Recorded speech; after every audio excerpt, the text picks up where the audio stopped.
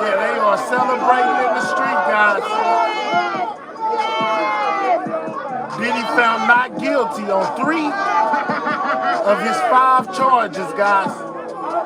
Racketeering, not guilty. Being in traffic, not guilty. They are celebrating, guys.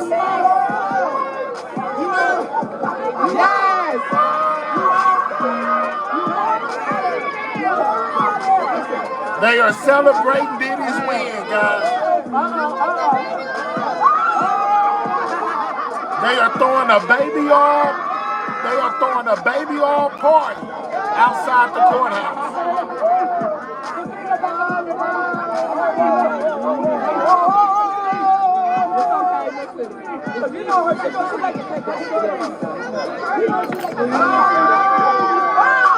Just acting a fool, guys.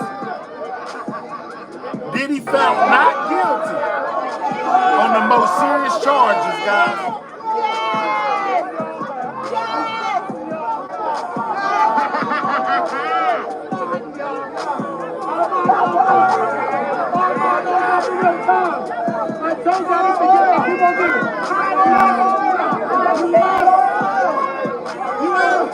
Salute to everybody in the building. Continue to get the lights up.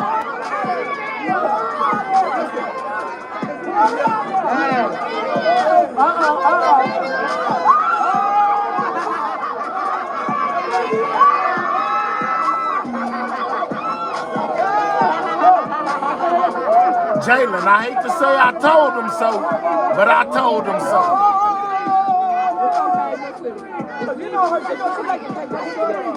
What's up, Purple Groove?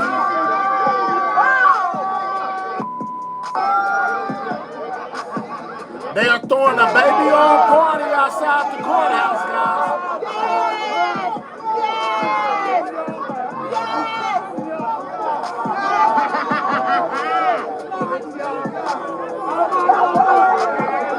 Positive vibes, they is acting a fool.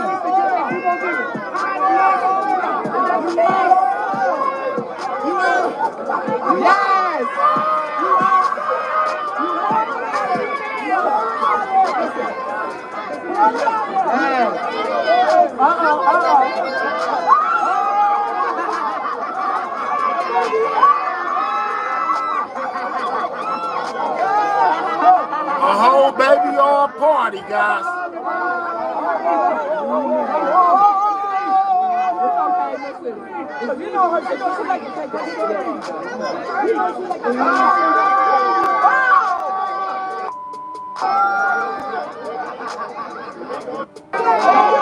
Yeah, they had a whole baby oil celebration, y'all, behind Diddy being found not guilty on 3 of his 5 charges, guys. You know, the most serious ones, he was found not guilty. 2 of them, he still faced 10 years apiece, and he's asking for $1 million bond, guys, until sentencing. Man, I'm so glad Diddy free, bro. You know, the reason is because I'm tired of seeing us black moguls get took down like that, bro. Like, and I'm tired of seeing us black people go against us black moguls like that. And I feel like if Diddy was a white man who done all this shit for people, you know, I know he ain't paid people, but he done all this shit for hip-hop. If he was white, they would have had so many white people out there protesting for this man losing his life behind a relationship, you know. And people always, Boosie was on Diddy's side. Nah, it ain't that. It's because I'm thinking about 7 children. Y'all thinking about one person. I'm thinking about these 7 kids who've been in my kids' position. Not knowing if your What's daddy up, cut up gonna come girl? home or not is a burden on the child. So all y'all was like, no, I'm thinking about them damn children, man. So man, I'm glad he's free, bro. You know, like I've been said, I don't feel he was guilty of nothing. You know, nothing but domestic violence. You know, but the court spoke, man, and man, I'm happy that I dude told chilling, though, y'all. man. I I told know y'all. he's feeling right now. So I'm just happy for them children, man. So, you know, did it sit your ass down, so that's what you need to do. Grab Stevie J in your chair and get the fuck on. Man, I'm so glad did it free, bro. Man, so there was Boosie on Diddy getting found not guilty. They also posted something from R. Kelly, guys. You know what I'm saying? R. Kelly say, how in the world he get out before me? Allegedly. It says R. Kelly wants to know how did Diddy get out before him. R. Kelly says I wasn't messing with them kids, they was messing with me. This person beat the girl butt on the camera with room full of baby oil, and yeah, he was freakier than me. I never hog tied a woman. They lied on me, and they got proof of this freaked out person, R. Kelly. How, man? I'm talking about R. Kelly had a lot to say, allegedly, if that's really him. But that's what he had to say, guys. I mean, it's a lot of controversy surrounding this case, and like I told y'all, now they are looking for $1 million bail, guys. This is Diddy family at the courthouse after the verdict was read. Everybody is all smiles, guys. Everybody all smiles. You see his mama with the thumbs up. They firmly believe Diddy is coming home, man. They believe Diddy is coming home, man. You know, found not guilty of racketeering, found not guilty of putting people in traffic. Yeah, man, Diddy got a lot. He got, and now that his team is saying since he was found not guilty on the harsh charges that he needs to be released. You know, because it's gonna be a amount of time before they basically give him a sentence. Cassie basically wrote a letter to the judge, basically asking him to deny Diddy's bond, guys. She does not want him free at all. So much that she wrote a letter to the judge saying, please, please, don't free Diddy. I'm just saying, man, that's what's going on, y'all. This is all the reports as I have seen them today, man. It is crazy. Now, remember, yesterday, they couldn't figure out what it was that the jury basically was stalled on,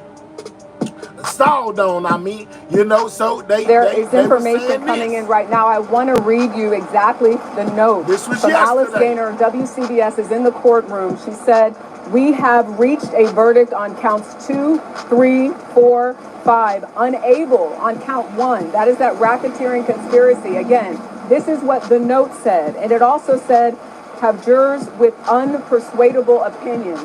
That they have jurors with unpersuadable opinions. Another note just came in from Alice Gaynor, and she said that the prosecution wants them to I continue told to y'all. deliberate. Says modified Allen charge, putting together a proposal. Defense says it's our request you tell the jury to keep deliberating. We will not take the partial verdict.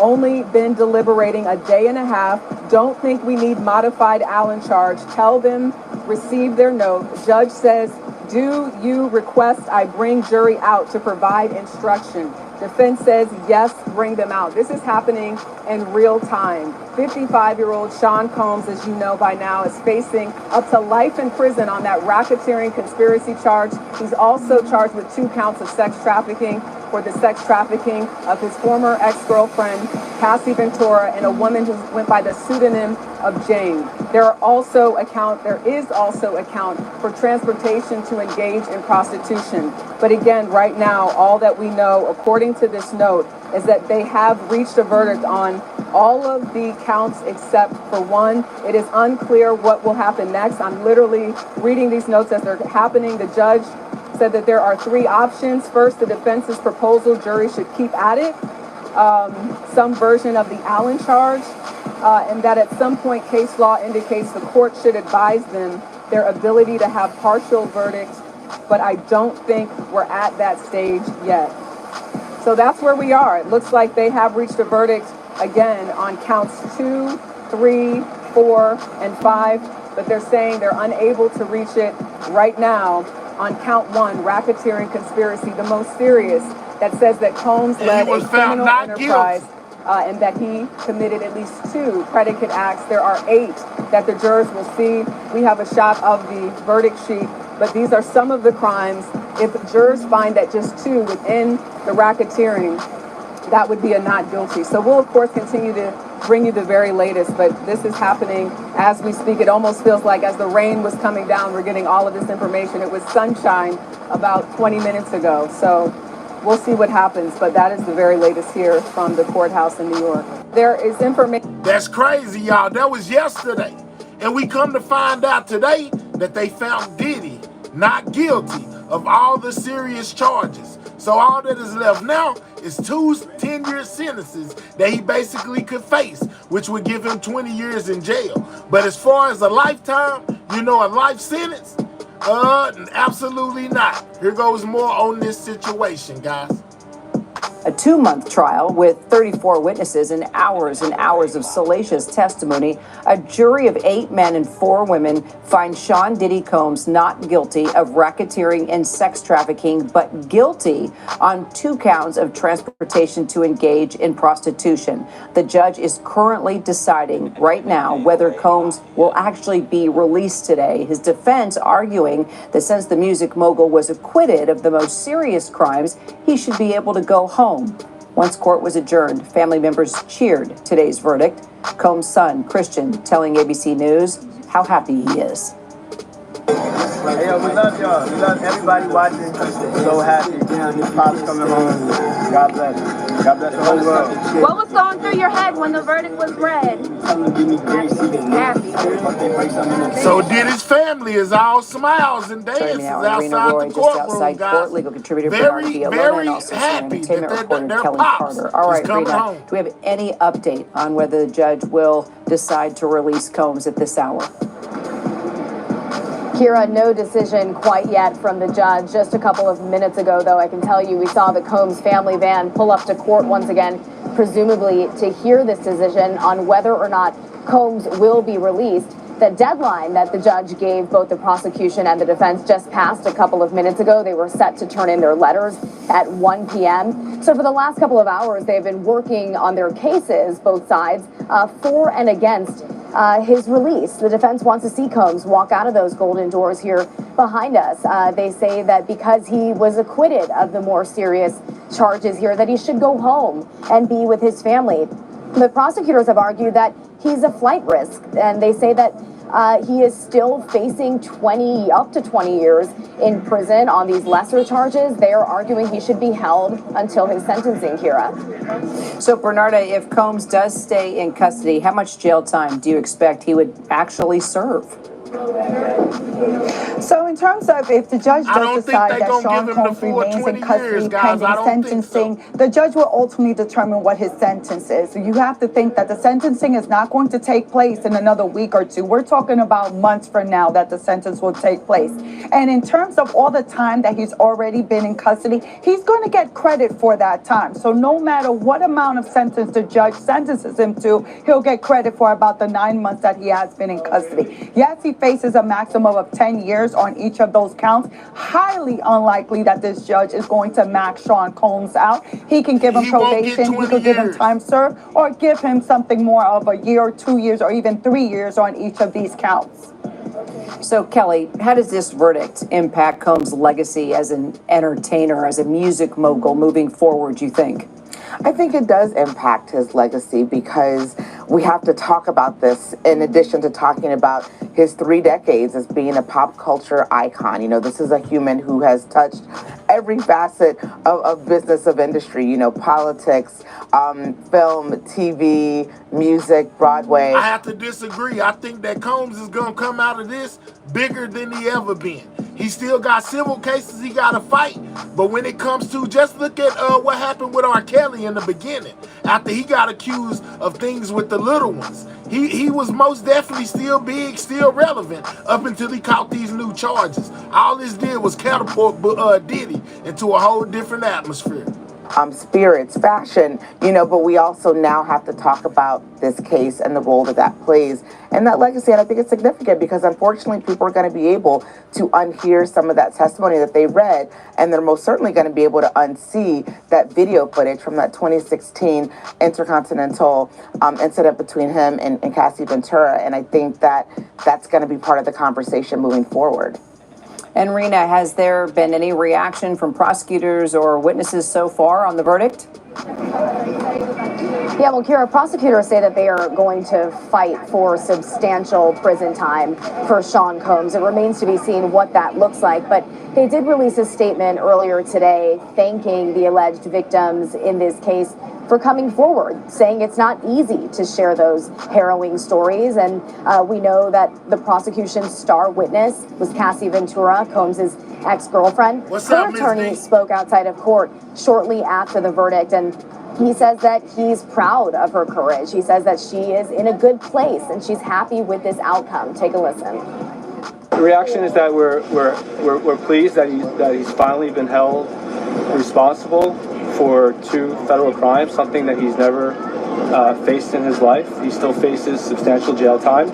Of course, we would have liked to have seen a conviction on the sex crimes in RICO, but we understand beyond a reasonable doubt is a high standard, and we're just pleased that he still faces substantial jail time. I told y'all. And he also credits her for paving the way for other alleged victims to come forward. Remember, Combs is still facing more than 6 civil lawsuits, so his legal troubles are far from over, Kira. Yeah, and we'll be following him as well, of course. Bernarda, what impact do you think this verdict will have now on future cases similar to Combs? So in terms of what impact this verdict will have on future cases, I think the prosecution has to rethink how it applies racketeering conspiracy, because first off, when racketeering RICO came out, it was more for mob bosses or gang activity to try to get an enterprise, hold them accountable and not let individuals get off simply because they're not being taken into account with co-conspirators or using their businesses in order to uplift their enterprise, their criminal enterprise. But I think the prosecution is definitely going to take another. This picture right here they got of Diddy look like a high school graduation picture. I'm just saying. Don't that look like a high school graduation picture to y'all? Shout out to Reload Key for the thumbs up. I swear, when I see that picture, I think high school graduation. But anyway, Diddy was able to beat the most serious charges that they put on him. He faces a maximum of 20 years in jail, which I don't think he's going to get all 20 years. And now he has the possibility of getting out on bond. Will the judge grant it? We don't know. What do you think? Let me know. Vote in the chat. Let me know. Look of how it's being applied, racketeering conspiracy. All right, Rena, Bernarda, Kelly, thank you all so much. And tonight, 10 p.m.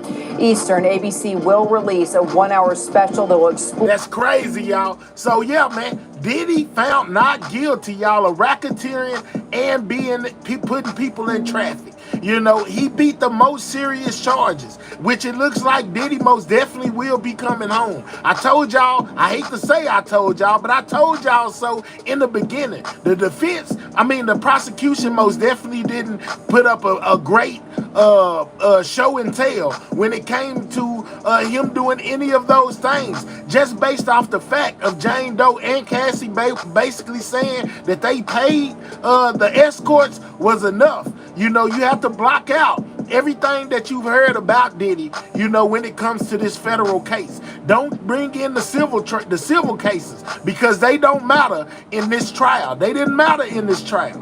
The only thing that mattered was what the prosecution was presenting, guys. And that's why I said it's best to clear your mind and think like a person who don't know anything about this situation. You know, just think with a clear mind and go with the facts that are put in front of y'all. And from what was put in front of me, I kept on telling y'all I didn't think that Diddy was going to get convicted, man. I didn't. sketch of Sean Combs kneeling in prayer, and over the last 24 hours, that is what we have seen since the jury began its deliberations. The family has held several group prayers inside of the courtroom, and this morning, as the jury began to deliberate again, because they were still hung on that first count, he led them in a prayer asking God to bless their hearts. He was praying for a not guilty verdict. Yes, and we most definitely exercised the Fair Use Act, a Copyright Act of 1976 on all videos played. This is for educational and news reporting only, guys. I'm just saying, though, man, you know, I knew it. I told y'all. Y'all didn't believe me. They kept coming in the comments saying, well, anybody that's in the defense of Diddy, this monster, you know, this, that, and the third. No, I wasn't in defense of anybody. I was just going off the information that was being presented in front of me. You see what I'm saying? I wasn't going off of the civil trials. I wasn't going off what I heard about being at the parties. I was going off exactly what they were saying in court, what the witnesses were saying, you know, and basically what the defense and prosecution was displaying. And I came to the conclusion that he wasn't going to be found guilty, and he was not. And for God to watch over his family. He then sat down at his seat and read Psalms 11. It was a printout of Psalms 11. This is what Diddy was doing while they was reading the verdict, guys. And as the court proceeding began, he never looked up. You could see he was meditating, really focused on what was going to come his way. They didn't know what this mixed verdict was this morning, and so his attorneys were very anxious this morning as they came into the courtroom, somber faces, not knowing what to expect and how long it might take to deliberate on count one where they were hung yesterday. So then when Judge Arun Submarinian came, he read the note. He said the note was returned at 9:52 a.m. saying that they had reached a verdict on all 5 counts. And then he brought the jury into the room to read their verdict one by one, count by count. The first verdict, racketeering conspiracy, not guilty. You saw him do a fist pump. And he was still looking down. He never looked up. He was still kind of meditating, waiting for, anticipating all of the verdicts for each count. And so then they listed sex trafficking, Cassie Ventura. He nodded his head. Interstate prostitution for Cassie Ventura. Guilty. He was shocked. He was visibly affected when that one came. You could tell he was not ready for that to come, like a kinetic, like a real serious shock, because I think, you know, once you start hearing the repetitive not guilty verdicts, there may have been an assumption that there was... Hold on, I got to stop her right there. We got something going on live, guys. They are reporting that Diddy did not get bond. Let's see what they talking about. They said bond denied, guys. They saying Diddy did not get bond. Hold on. Let me get over here to where it says so we can catch it while it's live. No bond for Diddy, guys. I might as well take the poll down. Summarily, we're not talking about on the cusp. That's a pretty quick verdict that I think fooled many people, thinking that there might have been a sex trafficking conviction. He's walking scot-free in terms of any allegation of coercion, force, fraud, violence. But he's still in custody. Okay, so Jeremy, what about? Can we just ask Jeremy? Was it a difficult decision for the judge? Legally? I think the judge is is not finding any exception and following the law, and that's why he's staying there. The hope from the prosecution, the defense, though they didn't raise it specifically in their letter to the court, was that yes, there may be the Bail Reform Act, and that was what the prosecution relied on, since statutorily you can't just let him walk. The prosecution was hoping, the defense was hoping that the judge would look past that and say, he's returned, he just shows that he can follow a court order, he's not going to flee, and he's not a danger to anyone specifically or the community at large. And then let me ask you this, in terms of the appealing this decision, what's the process now that the defense will have to go through in order to appeal the judge's decision of no bail? I would expect that he's not going anywhere anytime soon, appeal or not. I think that they're going to follow the judge. I've been heard the judge said, so hard to just speak on an island here, but based on the law as we know it, I think the judge has ample ground to stand on and make this decision. Let me answer that. Our Sharon Crowley has been watching this and telling us right now the judge says that the government was correct that the detention is mandatory for a Mann Act conviction, what you're indicating, and the judge said that the limited exception to mandatory detention was not met. Sean Combs pointed to his duties as a father and a son, which we talked about, but that does not rise to the level of an appropriate exception, according to the judge. And to my point moments ago, that's what the law is. But we like like to think that from the outside looking in, when someone has been charged with such egregious and horrible acts, and a jury of your peers says no so quickly, there should be a means to say you should be free, but there still is a conviction. The Mann Act qualifies. He's in custody. Whether that's a sign of the judge saying I'm going to harshly sentence him or not, we can't say, but let's not read into it. The judge is simply following the law, and this warrant does not warrant that 10 years that you're hearing about for each of the counts for Jane and then Jeremy, remind us again about the Mann Act. So the Mann Act does not involve coercion or force or anything like that. The Mann Act simply says that if you're bringing someone across state lines of substance, engaging in prostitution, that violates the law.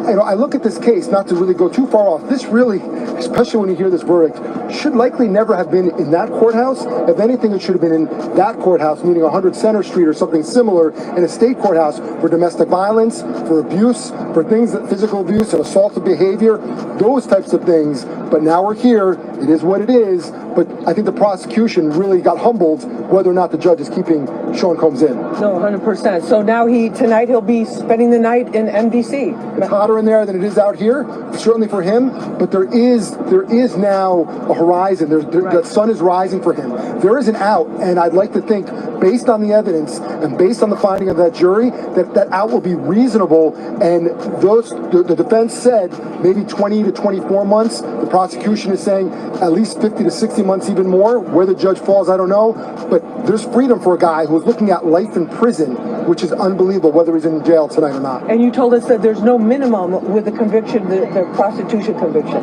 Correct, but there are guidelines, and the judges generally follow those guidelines. There's ability to move along them and go up or down. But I think we have to look at what the evidence is and remember that the prosecution can still bring out in sentencing, though you could not do that at a state court, all of his other allegations and the evidence there that was not supported by the jurors who said not guilty, because it's not proof beyond a reasonable doubt of sentencing. It's not the same standard. Right. But do I think he's going to get 10 years? We've been wrong before. No, I do not. There is an out for him. All right, and we'll continue watching this closely, and so that's it. That's it for now. That's it for tonight. Yeah, just to sum up, this has been a day of news on the Sean Diddy Combs case. First, the jury came back and rendered a not guilty verdict on the heavier charges of the indictment, and then there was this talk about whether or not he would be walking out of here. There were a lot of reasons why some people thought that might actually be the case, but at this point, we've just learned that the judge has denied the application for bail, which means instead of walking out a free man today, Sean Combs will have to wait. And the judge noted, we're told right now by Sharon Crowley, that one of the incidents of violence against a former girlfriend was in June of 2024, after Sean Combs knew that he perhaps was illegal. Right. So there are things in the bag, so to speak, that the judge is taking into consideration, that as people out on the street, maybe we were slower to get to, but the judge has made his decision. Sean Combs will not be seen on camera outside the courthouse today, at least not as a somewhat free man on bail. That's the latest from here at the federal courthouse in Lower Manhattan. We go back to you guys. I was going to say, Arthur, before you go, maybe one more last question. We do know that by law that detention is mandatory under the counts he was convicted on, but maybe you could explain some other reasons, or the top reason why the judge refused bail. Well, it was actually, as Jeremy Salanso kindly shared just now, that bail typically isn't decided after the jury's decision, the jury's verdict. The bail is decided before the trial goes into play, right? And then they decide whether or not to hold a defendant in that case. That had already happened in this case. The decision was made to hold Sean Combs behind bars during the length of these court proceedings, and they're not over yet, right? We have to get through sentencing for this to actually truly be over. So what Jeremy was explaining was it would have required an exception to the decision that he already made, and he said based on multiple factors that it doesn't rise to the level of granting an exception at this time. I don't know if I put that in English. Arthur, thank you very much. Lisa as well, and Jeremy. We've got more breaking news coverage after this break. That's crazy, y'all. So Diddy found not guilty, guys. Found not guilty. You know, they giving us a look outside the courthouse, man. You know, the judge just came back and said that Diddy will not get bond. You know, it may be 24 months before he actually gets a sentence, guys, which means he has to sit there the whole time. But let's get back to where we was at until they let us know something different. where we were. Yeah, man, this is Diddy's reaction when they let him know that basically he was found not guilty of racketeering and putting people in traffic. And to continue to be a not guilty verdict. So then after that, as they began to read the verdicts, he grabbed Timmy Garagos' hand. They were fist pumping. His attorneys complete 180. They couldn't even sit down waiting for the verdict to be read. They were nervous and they were kind of spread out. It was almost like a security detail. One was positioned here, one was positioned here, one was positioned back there, and they were pacing back and forth waiting for that verdict to be read. They were all seated when the verdict was read. They were all smiling when Judge Arun Subramanian then pulled the juror to ask juror number 1, juror number 2, juror number 3, is this your verdict? Each one of them said yes, yes, yes. That is when we saw a moment when Sean Combs reached over to one of his lead attorneys, Tenny Garagos. He grabbed her, he kissed her. Can we get the likes to 100, guys? Click those 3 dots, hit that thumbs up. It helps out the channel. This is what Diddy was doing inside of court when they read the not guilty verdict. They say he had his Bible in hand and most definitely said a prayer, guys. Let's get the likes up. The chief beaming and smiling. During this time, he leaned back. He kept turning towards his family. I'm coming home. I'm coming home. It's going to be okay.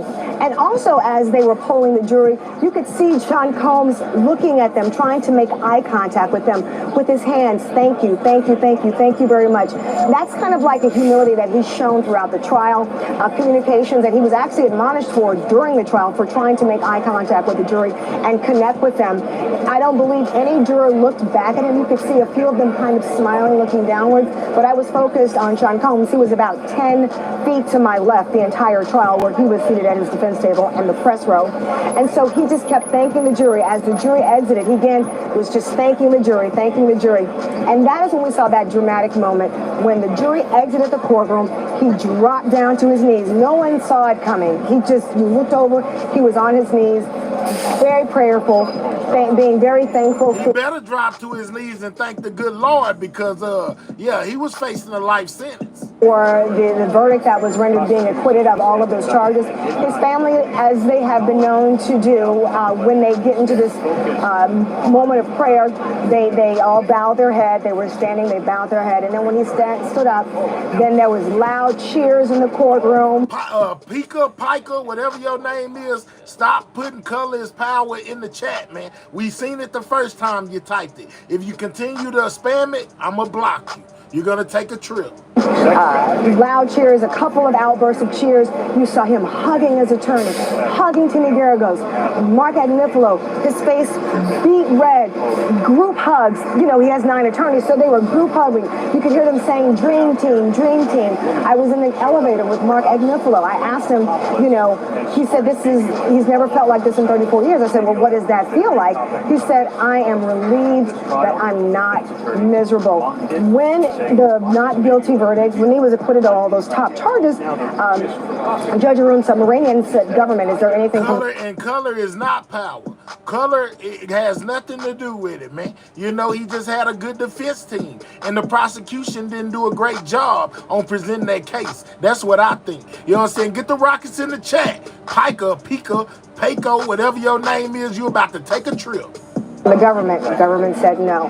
Then he asked Mark Agnifilo, is there something from the defense? He goes, absolutely. I believe this defendant, having been acquitted of the most serious charges, he should be returned to his family. He should be able to return to his home at 2-Star Island.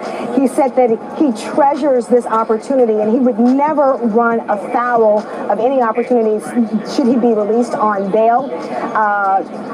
Maureen Comey, the lead prosecutor for this case, stood up. She vigorously fought against the bail the same way she vigorously argued this entire case, saying, do not put any kind of racial things in my chat. You will take a trip immediately. This has nothing to do with race, guys. And these underlying circumstances still exist. You heard the testimony. You heard what these victims testified to in terms of the violence and the threats, and these are still mitigating factors, and they still exist.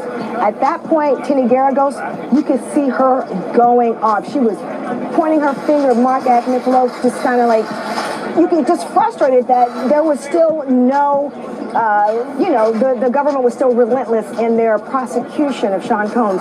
Then the judge asked specific questions. What does this look like? If he is released on bail, Mark Agnifilo, what does that look like? Does he walk out of the front door today?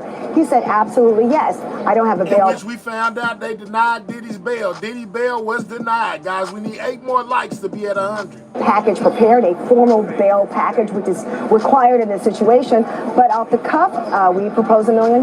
We have 3 responsible family members who are here who can sign for the bail. We already have his passport. We rented out his plane. His plane is in Maui right now, so has no access to his personal plane. So he will never, he would not jeopardize any opportunity there would be should he be released on bail.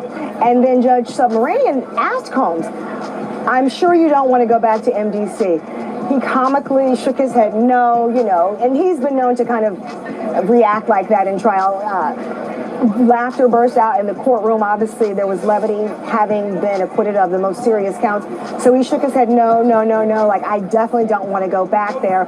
And so only within an hour, both parties have to submit an official letter. Mark Agnifilo, what does that bail package look like? And do you have a person to execute this bail package? You have to meet with pretrial services before you can completely execute a bail package. And then the prosecution has to present case law. Under these circumstances, have we had a circumstance where you have a defendant who has still been convicted of 2 counts of interstate prostitution? Should they still be released on bond? So Comey again said this is off the cuff. We weren't expecting it, but we need to dig into the case law, and we need to come back with a letter saying why we oppose it. And this is no different than any of the fierce infighting we have seen. All right, so this is the bail package they had that the defense put in place. They wanted him to be released on $1 million bond with a co-sign by 3 people, travel only to states where he has homes, mostly Miami, and surrender his passport. That's what they wanted. That's what the defense team put up, but the judge denied it. Throughout this trial, neither side has been given an inch when it comes to the one single line of the wording that goes back to the jury responses, what text messages are in, what videos go in. They are fighting tooth and nail this entire trial. The jury has been paying attention this entire trial. They've been talking to each other even when they were told not to talk to each other about the trial. We saw them reacting to the testimony. So this is a culmination of 2 months, 8 weeks of long days of testimony, sometimes laborious testimony with federal agents just reading out text messages, going through the inventory of what was found at the searches of each of his homes, the LA home, the Miami home, and his mother has been in trial in the courtroom every day. His sons come mostly every day. We did see his 3 daughters at the beginning of the trial, but when it began to get heavy with the testimony. Darla has been describing the emotion in the courtroom just a short time ago. That is Sean Combs' mother. They are really, really close. Her waving to the crowd, obviously relieved that the verdict essentially went her son's way this morning. He was not convicted of the most serious charges. And to that end, we've had an opportunity to speak with other family members, right, Mike? To your point, Sandra, Sean Combs looking at his mom, among other family members, and said, I love you, mama, right after the verdict. So basically, Diddy is about it. Diddy was acquitted of the harshest charges, guys. Let's see what they saying over here live. They're not saying anything. They still on break.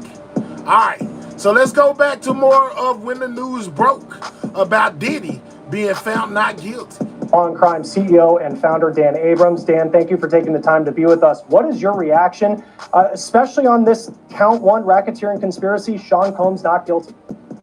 Look, this is a win for Sean Combs. This is a big victory, no matter how you look at this case. I see y'all putting down there how he gonna get 20 years. I seriously doubt that they give Combs 20 years on each of these charges. I'm willing to bet my last dollar he won't get 20 years. He won't get the max on either sentence he still faces. There was almost no chance he was going to be acquitted of the transportation for the purposes of prostitution counts. when you looked at all the evidence, all the records, all the documents with regard to those counts, it was hard to imagine how he would have been acquitted of those charges. The fact that he was acquitted of all of the most serious charges is a big win. And let's talk for a moment about the racketeering charge. Yesterday they were so incapable of reaching a unanimous verdict. They said that people, I forget the exact wording about the language that they used to talk about the divide on the jury. And then they come in and within an hour, they've got a unanimous verdict on it. It just shows you that judges sending the jurors back can work. Jurors will tell the judge, we're hopelessly deadlocked. The judge will say, go back. Well, in this case, it was pretty easy. But look, headline is, this is a big win for Sean Combs. Absolutely. Unpersuadable is what they said. Make sure y'all subscribing to the channel if you are new, guys. Continue to work on that like button by double tapping your screen if you're on a mobile device, or clicking those 3 dots, hitting that thumbs up. Diddy found not guilty on 3 of the charges of the 5 that were against him. The most harsh ones, he was found not guilty of: racketeering and putting people in traffic. Yesterday in the 4 o'clock hour before they go home. And then 9:52 this morning, less than an hour into deliberations, they have a unanimous verdict. Dan, what was it, in your opinion, Cassie Ventura's testimony? I remember Elizabeth talking about just how emotional it was in the courtroom when she was on the stand. And yet, not guilty is the verdict the jury finds. What is it about the defense that apparently spoke to the jury where they felt that she was not a victim of sex trafficking? Hi, I'm Burke. Oh, my goodness. I did it on the wrong channel, guys. My bad.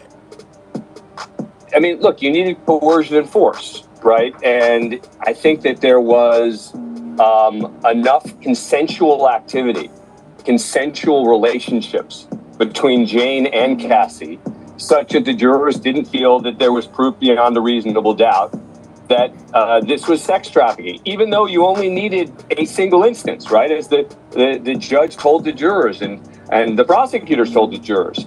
If they were convinced of just one, even if the rest of them were consensual, that would have been enough. Jury didn't believe that existed. Look, this is a classic, I would say, compromise verdict. But when you view it as a compromise, it doesn't quite do it justice at how big a win it is for Sean Combs. And Elizabeth, as you're standing outside the courthouse right now, I know we just had video of members of Diddy's family leaving. This was not a trial where you saw like a Luigi Mangione crowd of supporters outside every day. What are you seeing right now with the news of these verdicts coming in? Yeah, well, as you guys can see behind me, I don't know if you can see behind me but we see a Cadillac Escalade or a Ford Escalade. I can't name what cars that is, but you see a large black SUV behind me. We have 2 vans behind me. The 2 Sprinter vans are obviously going to be holding in the Combs family. And all I can see right now, Chris, is just a crowd of people, both press and the public, just crowding around. Their cell phones are out, their cameras are out. Some people are standing on what looks to be ladders, or at least kind of those metal barricades. And I see obviously some in security, some even kind of standing in the roadway. I hope they're not necessarily blocking any traffic, but I did hear an audible kind of explain when the family did come out. Obviously, everybody who's watching at home, Sean Combs is not coming outside of the courtroom at this moment right now. We do not see him or anything like that. He's still back in a holding cell while both sides kind of work out what they're going to be saying in their arguments later today about Sean Combs' bail application. But from what I could see, the SUV, the Sprinter van, it's crowded. It is a whole bunch of people. Sean did not get bail. We already know. I showed that a little bit earlier. The live coverage of the judge basically saying no to Diddy's bond package. So Diddy did not get bond. Really probably trying to get a glimpse of the Combs family, get their reaction after this verdict was read out loud today. And so it's really kind of a pretty packed scene outside there, as people are just waiting to see what the family's reaction is, as they are pretty pleased with today's verdict. Obviously, they would have liked probably for him to be acquitted on all counts, but in terms of just the verdict that was rendered today, it seems like the family is pretty pleased. Yeah, go ahead, Dan. Yeah, Chris, I was just going to say that I think the answer to your question about why there's not this sort of groundswell of support out there is because he's admitting, his lawyer's admitting he did bad things, right? This isn't one of these cases. This isn't one of these cases where it's a question of did he do it or didn't he do it? We know he did it. We know he did really bad things here. The question is, did those really bad things fall into the legal definition of sex trafficking or racketeering? And the jury believes the answer is no. But that doesn't mean that he's going to get the kind of groundswell of support that someone who people believe is literally innocent, falsely accused, might get in a different kind of case. And you've even seen it, Dan, I know you covered the OJ trial. I mean, OJ Simpson found not guilty, but no one up until his death had, for the most part, pretty glowing things to say about OJ Simpson in hindsight of how that played out, even though there was a not guilty verdict. I'm just thinking of OJ. I think of Johnny Cochran, one of the great defenses of all time. As you've covered a lot of high-profile cases, where does the defense that Sean Combs got in this case rank? Well, look, it was a very good defense, but they also had good legal arguments to make. I mean, they had the fact that Cassie and Jane were in these long-term relationships with him. They had the text messages, which were very positive and at times glowing and loving, which I think helped him a lot. Let's most definitely take time to hit that like button, guys. They're talking about Diddy being found not guilty and how that could have happened. We most definitely already know that Diddy did not get burned. Let's most definitely subscribe to the channel if we're new, guys. You had the fact that racketeering is a complicated case where you need more than one person, you need more than one crime, etc. So it's not really quite apples to apples, right? In a murder case as you had here. And then just lastly, Chris. Yeah, go ahead. I'll let you go. Long Crime founder and CEO Dan Abrams. Always good to have you on. Thanks for taking the time to be with us. Great to be here. Great job, guys. Appreciate it. We appreciate that. Elizabeth, great coverage in the courtroom too. Love it. Absolutely. Elizabeth, I will go to you right now. Let's break down these arguments here, because you have Diddy's defense is saying that he should go home today. That this is not guilty on the majority of the counts, the most serious counts. He should walk out of here. The prosecution is not saying that. As you take a live look at the media that is outside of the courthouse in Lower Manhattan. What can we expect today when it comes to the arguments for what happens next to Sean Combs? Well, what we can expect is that the defense is going to really be adamant about letting Sean Combs out today. He has a lot of money to post what they have been proposed as a $1 million bail, have some of his family members be able to kind of co-sign off that, and for him to just walk out of that courthouse today. I have to kind of really emphasize that today. He did not want to go back to MDC. Whenever the judge was like, I am sure that Sean Combs doesn't want to go back to MDC, he was shaking his head over at the defense table. A lot of people were kind of chuckling in the gallery today. But as far as just like the arguments that the defense initially made, Mark Agnifilo making these arguments as his voice was shaking a little bit, probably because he was pretty happy with the verdict. He stood up and he was like, he should be released on conditions. He should be able to return to Star Island in Florida. And Mark Agnifilo saying that we still have his passport, that being Tinny Garagos and Mark Agnifilo, but if he is released on bail conditions, that they should be able to return that passport over to pretrial services. They really were talking about how Sean Combs has been acquitted on sex trafficking, on RICO conspiracy. They even pointed out that his plane is currently in Maui, Hawaii, and that he doesn't have access to his plane. And so Mark Agnifilo says his family can sign onto the bond. Again, they were proposing $1 million. He should be released today. And their proposal was that Sean Combs could walk out of the courtroom and that his travel be limited to Florida, Los Angeles, and New York City. Whereas the government opposed that application. Maureen Comey making these arguments on behalf of the prosecution. The government was saying that Mark Agnifilo was really kind of downplaying Sean Combs' conviction, because everyone, just remember, he is still convicted on 2 counts. That, again, we have to kind of emphasize, being transportation to engage in prostitution, also known as the Mann Act. The government also pointing out there's been extensive testimony regarding drugs throughout this trial. They also point back to the day of his arrest, or the evening of his arrest, when he was caught at the hotel with drugs inside his hotel room, red lighting equipment, something that they say kind of alludes to that there might have been a hotel night or a freak-off occurring at the time that he was arrested. The prosecution also pointing out that his conviction suggests that he should be detained and that the defendant should be detained until sentencing. And so the judge asked, do you have any kind of case law about someone being held on a Mann Act charge pending sentencing? Maureen Comey says for the most part, it had to relate to children, and so she didn't have anything in relation to adults being transported over state lines. So she's going to look up that case law. Obviously, the defense is going to come back. They're going to have their arguments, probably kind of what we had heard earlier. So they're going to take a few hours to kind of work everything out. They're going to send back a letter or an email, and then we'll all kind of reconvene early this afternoon to discuss what's. So if y'all think if he get burned, he will continue his ways, he assured the judge that he wouldn't do any more freak-offs if he got burned. Do y'all think that he learned the lesson, or do y'all think that he deserves to be in there for 20 years, which I don't think that he's going to get the full 20 anyway, but I'm just saying. Going to be happening next. But no, Sean Combs did not walk out of that courtroom, everyone. He is still being held inside the courthouse right behind me. It seems like, from what I could tell, his family kind of probably maybe went to go celebrate or something like that, maybe go get a bite to eat, probably really take in that it's possible their father might be coming home today. But again, it's possible. Nothing set in stone just yet. And we just have a statement coming in from the lawyer for Cassandra Ventura. This is from Doug Wigdor. And he said, all right, hold up. Let's go back to the live coverage. You know what I'm saying? We got some live footage. This is live. Lawyers made several attempts to try to get him to go through this process without having to be in MDC, which you and I both know as the Federal Detention Center. They wanted him to be able to do it from the comfort of home. They tried everything they could think of to get him out. It was denied. What the judge has done this afternoon, more importantly, not just our opinion, but that of legal experts, is say that still stands. Mr. Combs was not found innocent on all charges.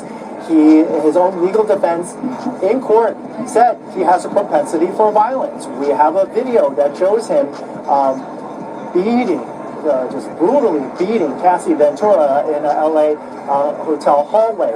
The judge also pointed out that once he knew that he was being watched by the feds, that there was yet another domestic violence incident. So he said he has concerns that the defense has not proven that Mr. Combs, beyond a shadow of a doubt, does not represent a threat of violence to people around him. That is basically what the judge has decided here today. And it was a little bit surprising for those who were completely absorbed in just the jury verdict itself, because Mr. Combs was found not guilty in 3 of the more severe counts, including one that found guilty on could have landed him behind bars for the rest of his life. So everybody thought there was a turn here, but the judge stuck to the law, said make your case.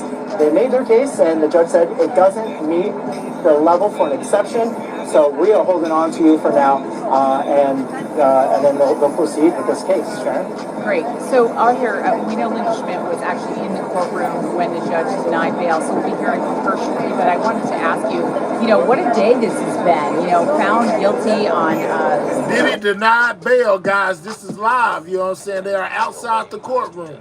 Got it. That's great. The other thing I wanted to point out to you today, Arthur, is, as this weeks-long trial has gone on, what makes it stand out, and we've covered a lot of celebrity trials together, is the explicit nature of the testimony. And 2 women, one named Cassie Ventura, the other one used a pseudonym, describing violent, years-long relationship. Oh yeah, another thing I wanted to show y'all, they found Gina, guys. Y'all remember Gina was the one of Diddy's girls that didn't testify, right? And they said they didn't know where she at. Well, somebody found her. This is what she said.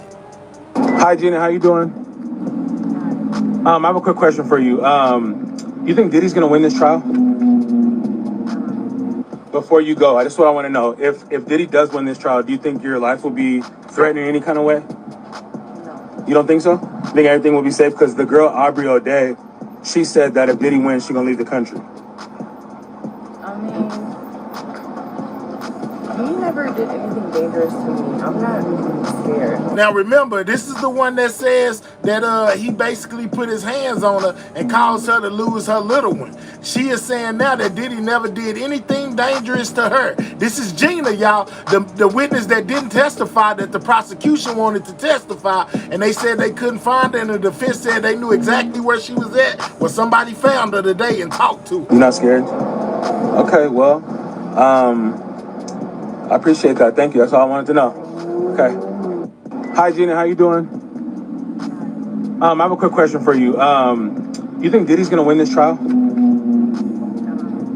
Before you go, I just what I want to know. If Diddy does win this trial, do you think your life will be threatened in any kind of way? You don't think so? You think everything will be safe? Because the girl Aubrey O'Day, she said that if Diddy wins, she's gonna leave the country. I mean, he never did anything dangerous to me. I'm not scared. You're not scared? Okay, well, I appreciate that. Thank you. That's all I wanted to know. Okay. All right, so that's what Gina had to say. Back to the live footage, guys. Back to the live. But I will say, too, from a producer in the courtroom, we do have Sean Diddy Combs' reaction to bail being denied, and the description was the word stoic. He did not make an expression, a vastly different response, the emotional response at 10 a.m. this morning when the verdict was read, when he collapsed on the floor and started praying and waved to his family. They cheered as he walked out of the courtroom. There was none of that for this most recent development just now. We're told he was absolutely stoic. Thank you so much for that update, Arthur. We appreciate your coverage, and we're going to let you... They will be sentencing Diddy on October 3rd, guys, so he got to sit there till then. His attorneys come out if they do, or family members, or anyone else who comments, we'll bring it back to you live. Thanks so much for being with us.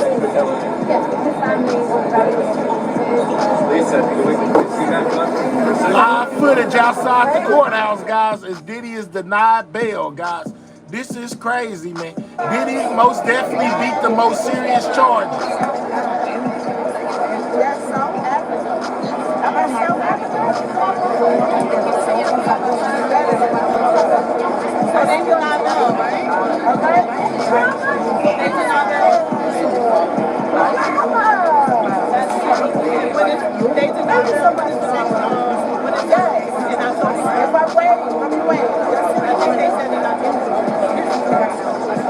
Alive outside to look at the courthouse, guys.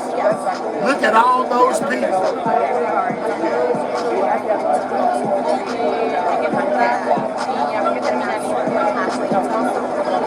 All right, so what's his name? I done forgot his name. Piers Morgan, guys, basically had a debate with a couple of people, including the Punisher, about this whole situation with Diddy getting free.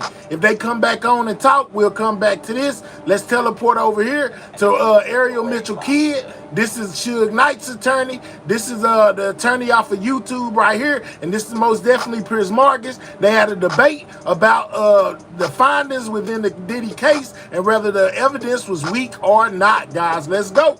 Weak. It wasn't a strong case. It was a strong case in the media and all the pundits who wanted to say he's a woman beater. That doesn't equal a RICO charge. This verdict really just goes to show how much women... Ariel Mitchell Kidd, no, she had it out for Diddy. She was supposed to represent some of the defendants. Some of the witnesses in this case. Wound up not happening. But Ariel Mitchell Kidd most definitely been having an eye on Diddy and trying to get him incarcerated for a long time. This is Ariel Mitchell Kidd. And are really truly not believed. If numbers don't lie, it was 36-0. 36-0. Some even went as far as suggesting you must have been on payroll. This my love. Sean Diddy Combs has been found not guilty of racketeering and not guilty of sex trafficking his ex-partner Cassie Ventura, another woman referred to only as Jane. The jury did find him guilty on 2 counts, both of transportation to engage in prostitution, related to those same 2 women. Well, the verdicts have come as much of a bombshell as the case itself. We have an all-star panel of opinionated insiders and legal experts to explain what it all means and what happens next. In a moment, I'll talk to young jock and Sammy the Bull, and I'll talk to the Punisher, whose evidence appears to have been pivotal in this trial. But we begin with our legal panelist, Bruce Rivers, the criminal defense attorney who's covered the Diddy trial That's the cussing lawyer right there. You see, on his popular YouTube channel. Suge Knight's former attorney, Matthew Fletcher, who's repeatedly questioned the strength of the prosecution's case, and Ariel Mitchell Kidd, a lawyer who's represented other women. Ariel Mitchell, the traveling lawyer against Diddy anyway. She want to see him get 1,000,000 years in jail. To have been Diddy's victims. Well, welcome to all of you. Matthew Fletcher, let me start with you, because you've been very clear with me in the many times you've appeared on Uncensored during this case, that you believed they were not going to get convictions on the more serious charges. And what is fascinating about that, A, that you've been proven right, of course, but also that in the Southern District of New York, the success rate for federal prosecutors is 93%. You know, they hardly ever fail. So just why do you think here, I mean, it's being billed as Diddy beats the feds. Obviously, he's not completely beaten them, but he's only been found guilty of the least serious charges. Why do you think that has happened? If you want to get your name, phone number, and address. My bad, y'all. I'm on a God dog it. I'm finna have to switch this over because I ain't got time. The evidence was weak. I've said from the very beginning. I've got over 100 jury trials. I did this for 23 years. All I do is hold trial on real quick, y'all. I can spot a bad case a mile away. I gotta switch this over because I can't be doing what's the names this whole time, commercials. Let me switch it over real fast. The evidence was weak. It wasn't a strong case. It was a strong case in the media, and also include beating your wife or your girlfriend. That's what he was. He's a wife beater or girlfriend beater. He was never should have been charged with this. Never close. All the people who were wringing their hands and saying, "Oh well, they must have convicted him in four counts." It's not even true. They never believed the word Cassie said. They never believed the word Jane said. That jury wasn't even out. 1 hour of deliberations, they came and said, "Judge, we need to throw juror 25 off because he's not deliberating." That told you there was already a group of people together who were willing to go in one direction or the other. That jury deliberated 3 hours, essentially, before they had conviction or had verdicts, which a fast verdict like that, in my experience, tells me that's clearly a defense verdict. Clearly. They came back today and it was over. We do got a verdict on that. He was found not guilty of RICO. Just so you know, he was found not guilty on RICO, and he was found not guilty on putting people in traffic. It wasn't a strong case. It was a strong case in the media, and all the pundits who wanted to say he's a woman beater, which he is, that doesn't equal a RICO charge. No, well, you've been very consistent on that. I mean, given the convictions he's now received, what is his likely sentence? I mean, each count, I think, is a maximum of... Got to give him 2 years. It's a maximum of 10 years on each count. So what do you think you'll get? Yeah, but the feds are different. First of all, he's convicted of procuring a prostitute. If we're going to start throwing music moguls and billionaires in prison for procuring prostitutes, we're going to need to expand the prisons. We're going to have to get... Well, exactly what I said. He won't get the full 20, I'm telling y'all. Alligator Alcatraz fired up. But, under the guidelines, he has no criminal records, basically. So he should get the minimum sentence, which is 2 years, and they could screw him over and run him bow-legged and do him consecutively. There's no reason for them to do that. I expect at 1 o'clock the judge is going to give him bail. I don't know why they wouldn't. I mean, there's very few people in federal prison right now for these charges. So I would be surprised if he didn't get bail. And he should get the minimum because that's what they're not going to look at. Beat up Cassie. That's not relevant. No, it's irrelevant. But let me ask you this on a technical point. Can the time that he served in prison then be removed? Say he gets 2 years to run concurrently on both counts, so he serves 2 years. Would they remove time served, or is that irrelevant? The judge can do whatever the judge wants to, but he gets his credit.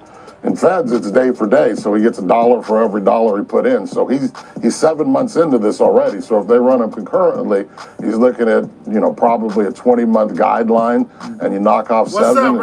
There's very real chance that he's not ever going to see a federal prison. That's if it doesn't get.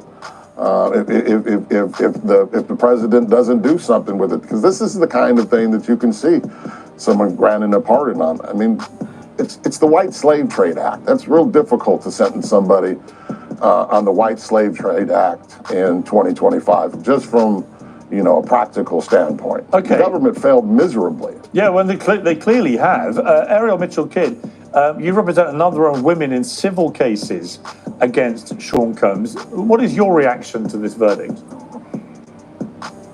Well, I think it's important that we discuss the lack of diversity that was on the prosecution team. That was probably my most concerned when I faced them when I had a hearing for a motion to quash during. Now remember, I told y'all Ariel Mitchell Kidd has been after Diddy for the longest. She want Diddy locked up forever. I'm just saying, that's the woman that's speaking right now. The grand jury testimony, I was very concerned when I was looking across from me at 6 white women and them not being able to grasp just exactly how to convey what has occurred to a jury and being able to relate these things to a jury.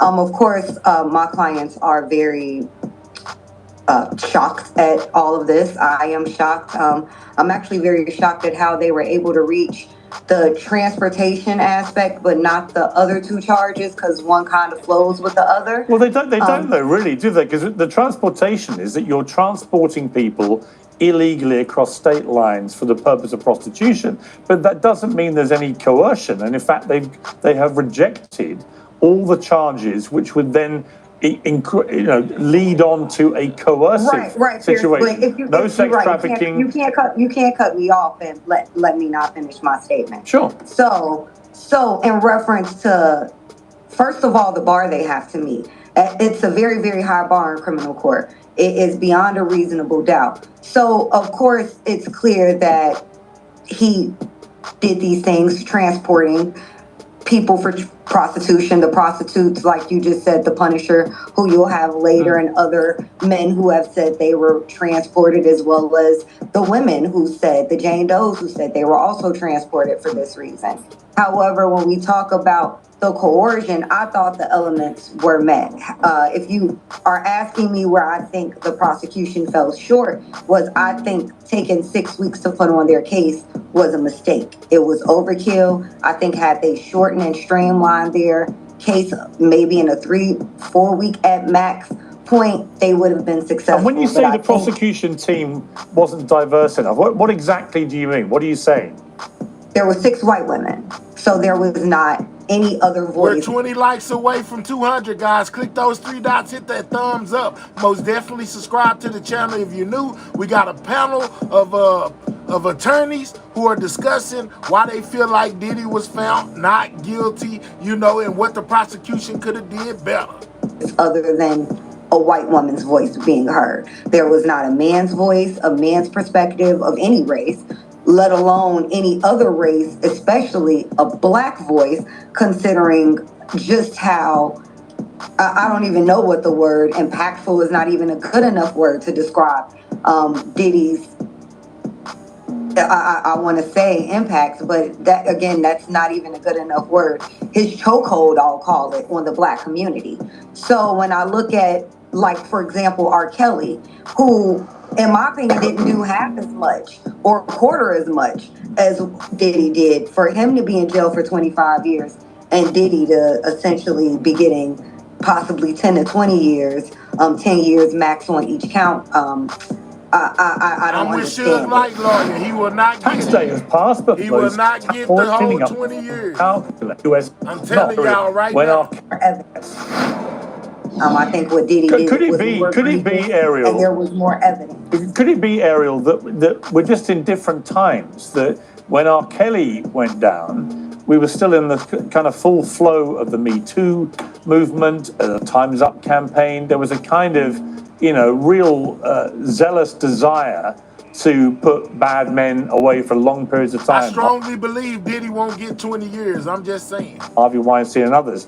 And that the mood has changed somewhat now, and that people listen to the evidence, particularly with Cassie Ventura, where, she settled with Diddy for, a lot of money, many millions of dollars, had her rent paid, then she, in all the text messages that were leaked, carried on sending him very loving text messages, talking openly about wanting to do the free costs. The Punisher, who I'm going to interview again a little later in the show, when I interviewed him, he was very persuasive that everything that he was involved in was not only consensual, but Cassie was the one driving it all. She was the one paying him. She was the one organizing everything. Diddy just sat in the corner watching Okay, I mean, them. but let's be for real. Cassie didn't have her own money.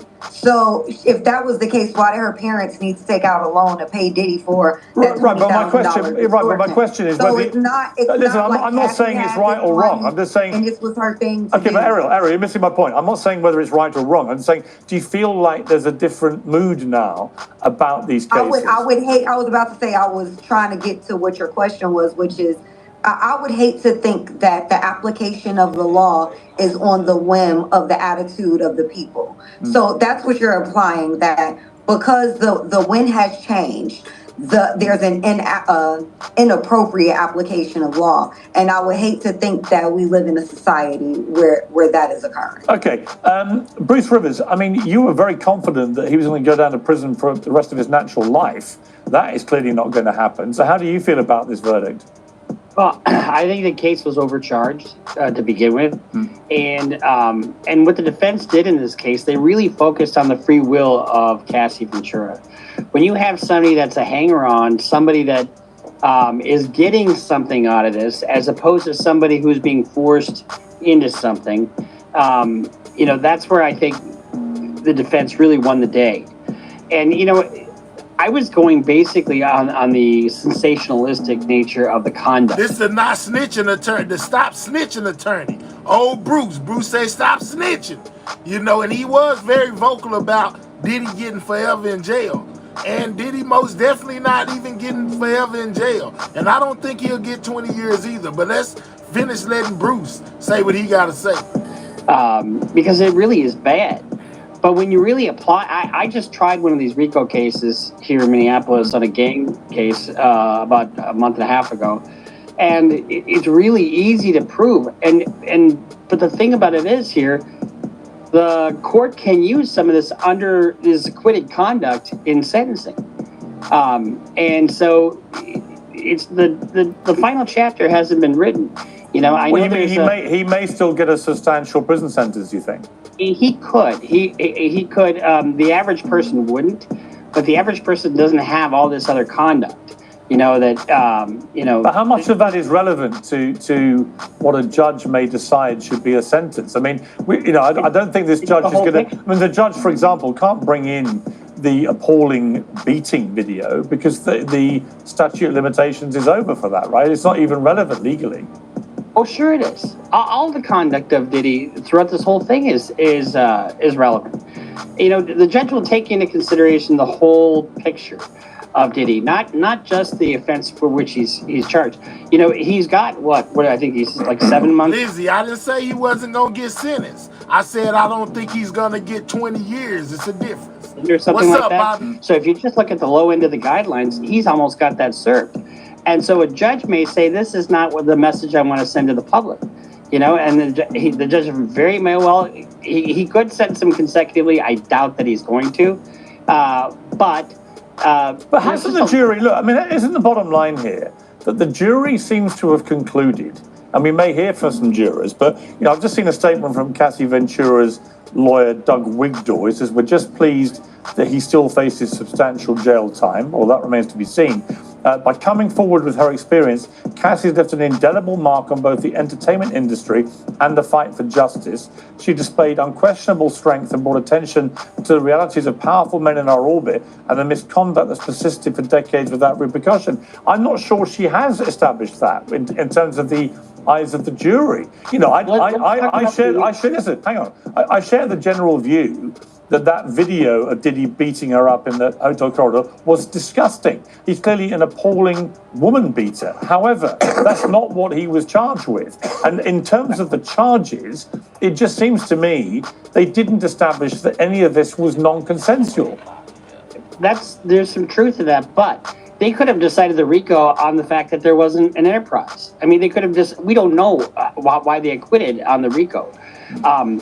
On the sex trafficking, it has to be force, fraud, or coercion, but they could have acquitted on something else. It's and I think one of the things, like you said, Pierce, is that they really focused on the free will, and they had plenty of evidence to back that up. all the text messages saying, I can't wait for the freak off, Right. I mean, but I found, listen, as somebody, just looking at it with a journalist eye, I found that pretty persuasive for the defense. And again, I think it comes back. I mean, I'll bring Matthew back in here.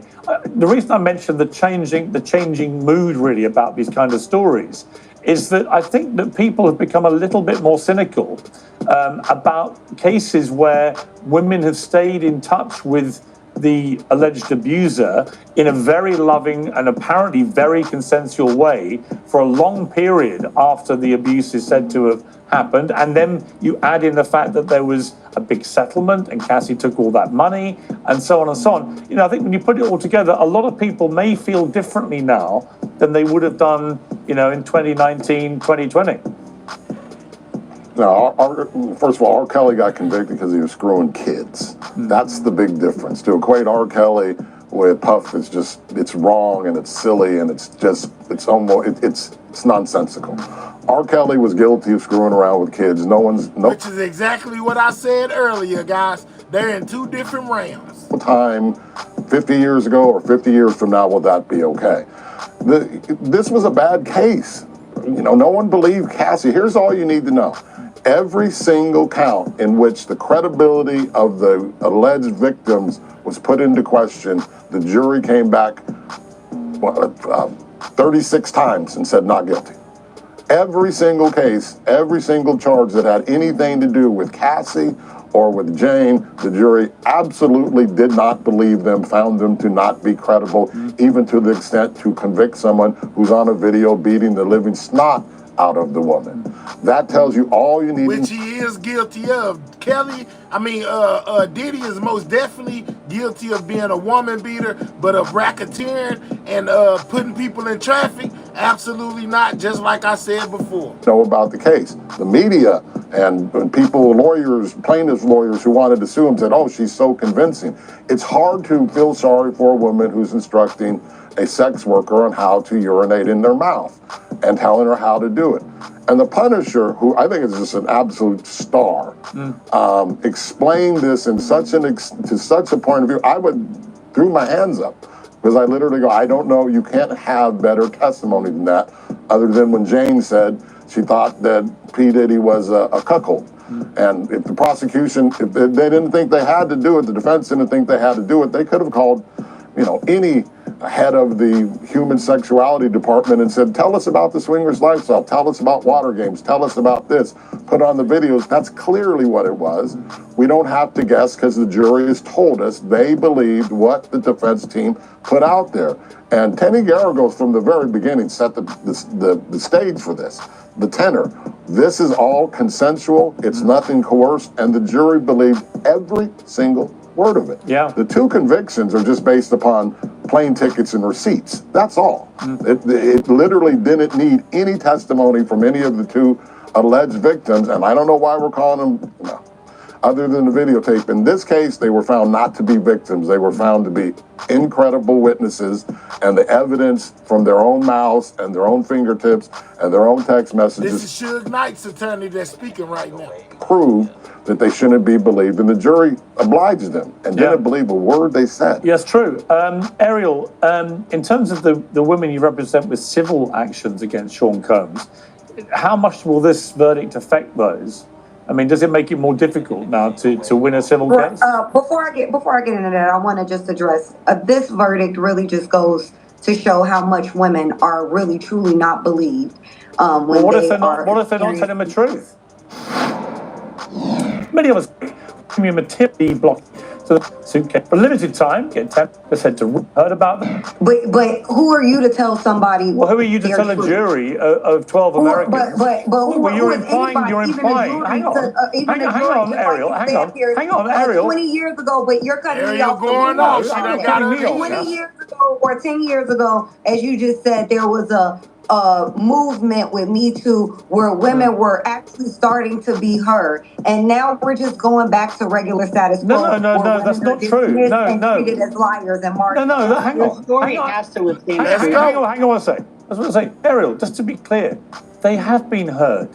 right? They went into a criminal court. I said believed. I said we are back Can to you a not point where interrupt me, women are given not you being didn't want me believed. interrupting you? Thank you. They Here have we been go. heard for 6 weeks, and they weren't believed. So it's not a question of women not being heard. They've had their chance to try and prove their case, and so much evidence came out which contradicted what they had to say, including very powerful evidence from the Punisher, who I'm about to interview. But this idea that somehow this is about women being silenced, not being heard, and so on, the complete opposite has happened. And what you're actually doing is you're saying this jury of 12 Americans didn't know what they were doing or had some weird desire not to listen to women. It seems to me they listened very carefully to the evidence and they've reached a conclusion. See, what they did was they don't know all the other info. They didn't go off all the other information like a lot of other people. Like a lot of people listened to the civil trials and the things that were going on within the civil cases, and then and equated that to the federal trial. What you guys are missing is none of that was brought into evidence in this Fed trial. So therefore, the things you heard about him putting the baby all on the guys and doing what he did to them, and the stuff about the little ones and all of that, none of that played a part in this federal trial. The only things that played a part were what the witnesses got up there and said and what the prosecution presented. And they didn't present anything about any kids, any men, or anything like that. So you have to wipe your mind of those things that you seen going on in the civil trial. And that's why I was telling y'all in the beginning that I thought that he wouldn't be found guilty on a lot of the stuff that they were putting on him, just like he wasn't. He was only found guilty of 2 of the 5 charges that they tried to put against him. Let's go. What's up, Gigi? Didn't believe these women. And you know what, Ariel? Sometimes women lie.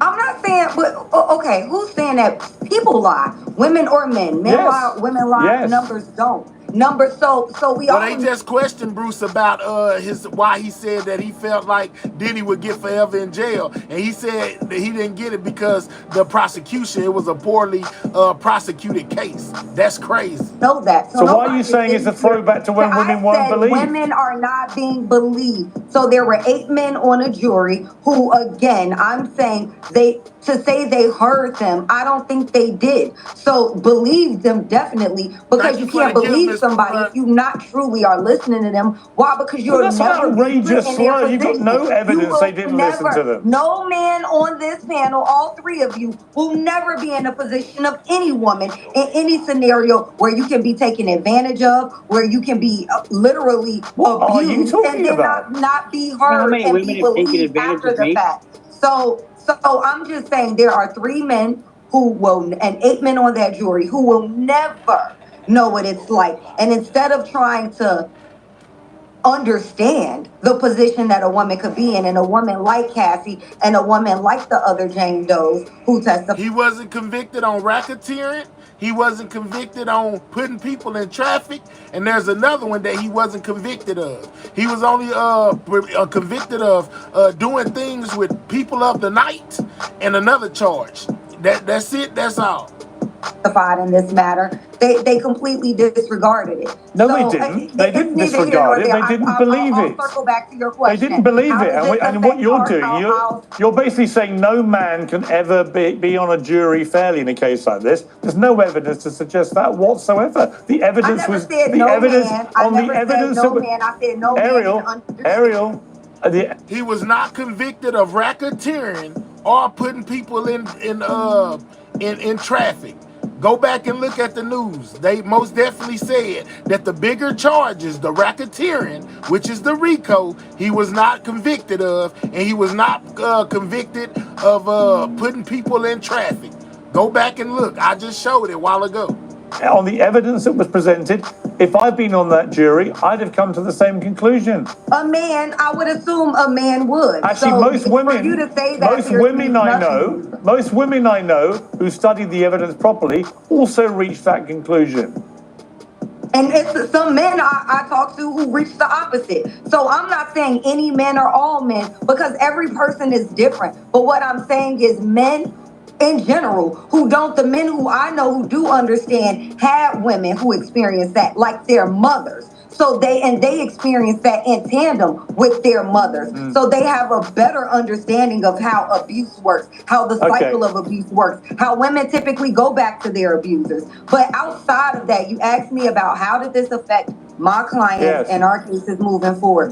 It does not. This case had no effect and would have no effect. We have our own bars that we need to meet in terms of the preponderance of the evidence that we need to reach in our cases. And we are also glad, just in the same voice with Mrs. Ventura, that Diddy will be going to jail. He has skirted, and for there to be this assertion that Diddy has been this law-abiding citizen who hasn't been through this multiple times before. Diddy got found guilty of, it says, the jury did find him guilty of 2 counts of transportation to engage in with people of the night. He was acquitted of racketeering. He was acquitted of ex-trafficking. Hold on, let me go look some more. Yes, I can tell y'all the exact charges. Hold on. He was denied bail. But yeah, he most definitely was acquitted of racketeering and putting people in traffic. This is really just the only time he got caught up. So I think all of that will affect him, and we are very happy to see him be convicted. We are very happy to see what type of jail time he faces, and we are more excited to litigate our cases against him. Okay, final word to you, Bruce, just quickly. The women's cases were heard. They had to withstand scrutiny. The jury, that included women, were unanimous in their rejection of their story. Simple as that. And he is going to get some significant prison time, and he's already done significant jail time. So, hopefully he engages in other behavior not so risky. Yeah, I agree. All right, so it says, Diddy Combs found not guilty of racketeering and being in traffic, but was found guilty of transportation to engage in night activities. That's exactly what it said. That's exactly what it said. And if numbers don't lie, it's 30. Let me say it. If numbers don't lie, it was 36-0. 36-0 in the counts in which the women jurors and the male jurors were asked, do you believe what Cassie and Jane Doe say? 36-0 said we do not believe him. Yep. Numbers don't lie. Pretty overwhelming, you might think. Thank you all very much. I appreciate it. Well, Young Jock and Sammy the Bull are coming up momentarily, but I'm going to bring in a man whose testimony in the trial may have been a game changer. Didn't have any sense. Get any cues, didn't have any thing that would lead me to believe in the moment that she was under any duress or any forced scenario. It was presented to me that this was something that she wanted to create for her husband. Well, Sheree Hayes rejoins me now. Welcome back to Uncensored, Sheree. I really felt after the interview that we did, which followed you giving evidence, that you were... This is the Punisher, guys. Mr. Freezer Meat. He's back for his 15 minutes of fame. Very powerful cog, I think, in the wheel for the defense of Diddy, because you spoke very openly, very honestly, I felt, and you made it crystal clear that from everything you had observed over 18 months, 2 years, you've never seen anything which you felt was non-consensual. And it seems that has been the conclusion that the jury has reached, not that women were not taken across state lines, which is obviously illegal if they're prostitutes, but that, men as well, but that actually that is the only thing which was wrong here, that actually there was no coercion or trafficking or people being made to do things against their will. Yeah, I mean, that was my experience. Me taking a stand, I wanted to just be completely honest with the facts of what went on. And, something I will say is, as this went on over the course of 2.5 years, and I would have very personable one-on-one interaction with Kathy prior to the activity, and then also at the conclusion of the activity. And it was always... Gigi says the judge hates him. I think he would try to give him the whole 10 or at least, okay? Good spirited, good vibe, no indication that there was any issues, or not even any indication of being the slightest intoxicated, under the influence of any drugs or substances. And it was always a pleasant scenario that I told you I walked away with, actually feeling as like a positive thing that I was even involved. So everything threw me off with the allegations. I can only speak from my specific experience, but now this is a Punisher, a witness that testified in court against Diddy. This is a reaction to the Diddy getting the not guilty and the 2 guilty sentences. And none of it never really added up. Charges. So are you? I mean, what's your response to the verdict? I thought the verdict was what it was supposed to be. You know, this is domestic violence. You know, if you want to talk about domestic violence and his behavior in those situations, that's a different subject. But when you look at a 10-year relationship, and mutual text messages expressing love and care, and at multiple points excitement about the sexual activity, to then say, okay, I'm going to signal out a couple of instances and make it a crime, always to me was a stretch. Do you feel, we were talking about it earlier, that there might be a changing mood about these kind of cases, that at the height of Me Too, there was a kind of frenzy, and, you know, some very bad men clearly got the punishment they deserved. Others, many people felt there was a massive overreach. And a lot of those cases, which were messier, involved cases where there was lots of evidence after the alleged crime. Which makes me feel like what I said in the beginning is right. This was basically a way to humiliate Diddy. They wanted to put all his dirty laundry in the atmosphere. That's why they were bringing up things that had absolutely nothing to do with the case during the trial, man. This was a humiliation ritual for Diddy. That's how I feel. Crime or claimed crime, that everything was still very friendly, consensual, loving, and so on. Do you think that juries now maybe are less willing to convict people when that kind of evidence comes out than they may have been, say, 3-4 years ago? I do. I think initially, because there was such a strong movement, right? And all of these cases out of, and there was a neglect over years of women being hurt. And that was a real thing. But now, because there's so many scenarios of financial gain and a monetary gain based on these circumstances, you know, the majority of these cases are filed civilly before they're filed criminally.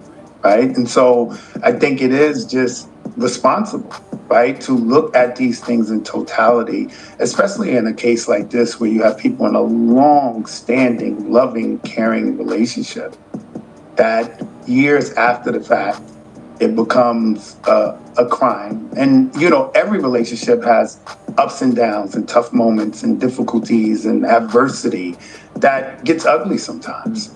But for it to translate to a space of criminal activity in the midst of being in love and then continuing to be in love, it should be looked at and scrutinized really strongly. I mean, the complication, of course, with Diddy is that we've all seen the horrific video of him attacking Cassie Ventura in a hotel corridor, which is clearly criminal behavior. I mean, he beats her up in the most disgusting manner. Had he been charged with that when the charges could still be leveled? This was a very, very sad video right here, man. This is from the hotel situation in which Diddy put his hands on Cassie, in which he is most definitely guilty of being a domestic violence person and putting her in a domestic violence situation. Very sad. Yeah, he most definitely deserved to be in trouble for domestic violence. In terms of the time scale after it happened, he might well have gone to prison for that. So this is the complication of this case. Everybody has seen that video, and they know that he is a nasty piece of work who is capable of beating up a woman badly, even one he's in a relationship with, in a hotel corridor. So that's why I think this is a complex case for people to say, well, if he now gets away, as they would see it, gets away with a very light sentence for quite minor offences, that imagery is still lurking in the background about the kind of person he really is. Yeah, I mean, look, domestic violence, there's no way to sidestep the behavior in that video. And, statute of limitations are what they are. There was no charges that could be brought up for it. But if you're just talking about the charges themselves in regards to sex trafficking and racketeering, it's just hard to take that instance and turn it into those charges. As egregious as that instance was, it just doesn't add up. It's just not aligned. How has your life been affected by being such a high-profile witness in a case like this? It's something that I have to manage because in forums like this, where you have people that's gonna judge it based on the facts, judge it based on the way I represent myself or whatever, is fine. I feel like to be involved in such a high-profile, ugly scenario, I've landed on my feet. But you still have a big portion of people that they operate on ideology and opinion. And, I get DMs periodically, with women yelling at me saying I urinated on Cassie. How could you urinate on Cassie? So there is a negative aspect that I just have to maneuver through. But hey, look, where are some of our choices? This was a choice. This was a decision I made, and I'm just the Punisher is Boss Hogg and his camera time. I swear to God, he on a whole bunch of channels speaking about this verdict. Dealing with it, trying to make the most of it to whatever degree I can. You had barely any interaction whatsoever with Diddy in the entire time that you were part of their world. What are your feelings about him now that we know what he's been convicted of and he's likely to face a prison sentence for? Hey guys, if you're in the building, take time to double tap that screen. If you're on a mobile device, that's how you can hit the like button, or click those 3 dots and hit the thumbs up. And most definitely subscribe to the channel if you're new. R. Kelly went to prison. Yeah, absolutely he did. Some time. We don't know how long that will be, but it could be up to 10 years. Very unlikely, but he certainly will go to prison for a lot longer than he's currently served. What are your feelings about him? I really think I look at this situation with Mr. Combs similar that you see with a lot of people who are in very powerful positions for long periods. If they don't have a good circle of someone that can actually give them an opinion, a strong opinion, adversely, here, no, here, listen, you shouldn't be doing this. A lot of these people do escalate to behaviors that push the limit. And I think this is a excellent wake-up call for him, because I'm sure he's looking at his own behaviors and his own histories, and he's rethinking a lot of things. And I'm sure he'll be a better person going forward for it. But, I think that's the silver lining in this. He is going to face some charges and some time for his actions. And I think going forward, it will present him being a Don says the bandwagon was full of personal agendas. I agree. And finally, when you came on Uncensored last time, we had a few people leaving comments on our YouTube channel saying what an own goal it was for the prosecution to put you on the stand because it seemed to play into the defence's case. I think it played into the defence's case because of your honesty. Some even went as far as suggesting you must have been on the Diddy payroll. This has now become a raging conspiracy theory. Would you like to clear that up? Yeah, I am not on the Diddy payroll. This was just my honest experience. And as much as getting caught up into the hype, which some people do, and they like to exaggerate scenarios. Jonathan Oddie is currently incarcerated, to the person that asked that question. They know exactly where he is. Exaggerate circumstances. I just stayed true to the facts. And, I'm at peace with that. I feel like it kept my integrity intact. And I hope that all sides, the victims, Mr. Combs, everybody sees that that's exactly what I did. And it just stops there. But no briefcase dropped to me in the parking lot.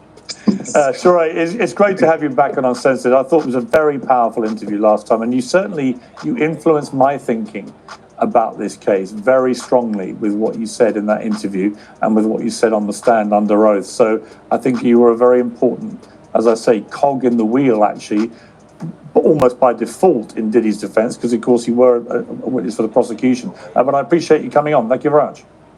Always a pleasure, man. Thank you for having me. Good to see you.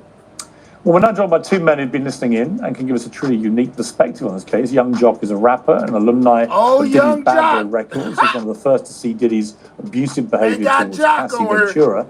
And Salvatore Gravano, better known as Sammy the Bull, a former underboss in the Gambino crime family, who knows more about RICO cases than probably any man alive. Well, welcome to both of you, both making your uncensored debuts. I appreciate it. Young Jock, let me just get your reaction, first of all, to this verdict. I kind of felt that it could play out in this way.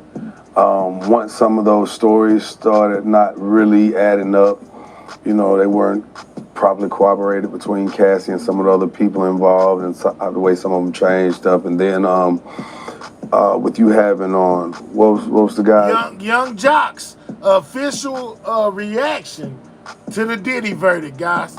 Name who was the Punisher. Yeah. Like, he was supposed to be there for Cassie's behalf, basically. And it probably seems like, it sounds like they asked him to be as clean cut as possible and don't add too much, don't take away. And it seems like it hurt their case. Yeah. Because he basically said, hey man, this time she called me and, you know, and the other girl was calling and tipping me and doing, you know, it's kind of like, well, to make it seem as if I'm forced to be here and you setting up the plays.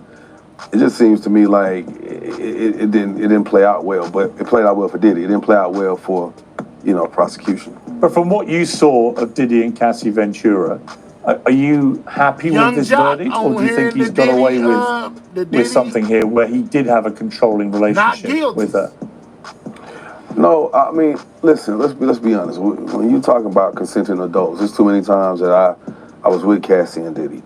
My ex-wife's birthday party one year, we were in Miami, and I pulled up to Diddy's house in a 100-foot yacht. You know what I'm saying? And he's like, me and Cassie, we in the house. You and your wife want to come in and kick it. We came, kicked the jet skis, kicked it or whatnot, and that's the night. You know, and just to clean it up, the way you introduced me, I never saw any abusive behavior towards Diddy. And this is what's interesting. When this case first took off, the minute the lawsuit dropped, I was just on Vlad TV, and I was talking about the moment we were in Miami, the night that I'm speaking of, while being there with Diddy and Cassie and my wife and other friends and other celebrities. And all I made reference to is the influence he had over the culture. That's all I was speaking of, because he saw a white woman in that club who I saw him notice. I was like, what is he doing? Because he stopped in mid everything. And he jumps down, he comes to tell Cassie, hey, I want you to cut shade aside of your head.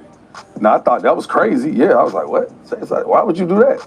And then she said to me, whatever Sean wants, Sean gets. And after that, it's like that was the perfect time for them to drop the whole But that's very interesting. Lawsuit. That's very interesting what you're saying, because I think what you're saying is that it may have been mischaracterized as being a non-consensual Diddy being thing, found not guilty, that he was, you know, forcing her to do this, but that she was happy to do it. Is that what you're saying?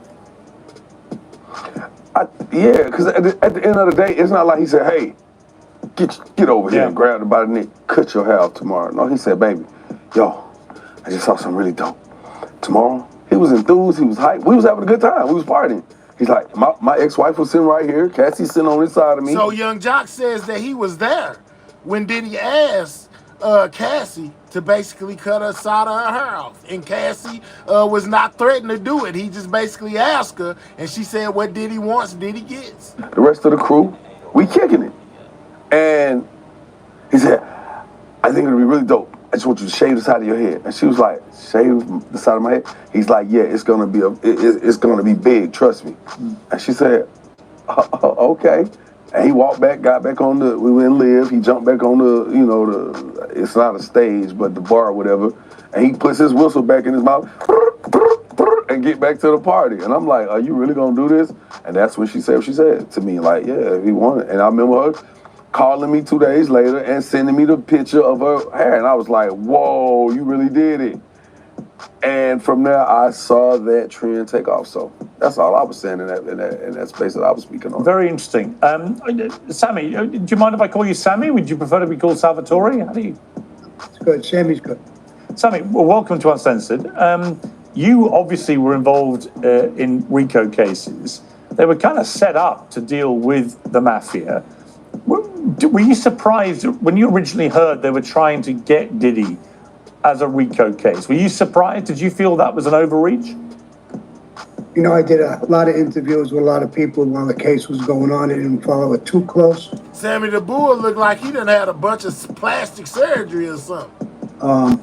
But yes, it didn't fit a RICO case. RICO case is for the mafia. It's an organized crime. There's a boss, an underboss, a list of people with names and what positions they're in and what they're doing to get money and stuff like that. He didn't seem to fit that mold. You know, he had a business and he ran it. And he might have been a little freaky, a little bit with the girls, whatever he did. But I didn't see it as a RICO case, and I thought that was going to destroy it. Most people don't even understand what a RICO case is. Right.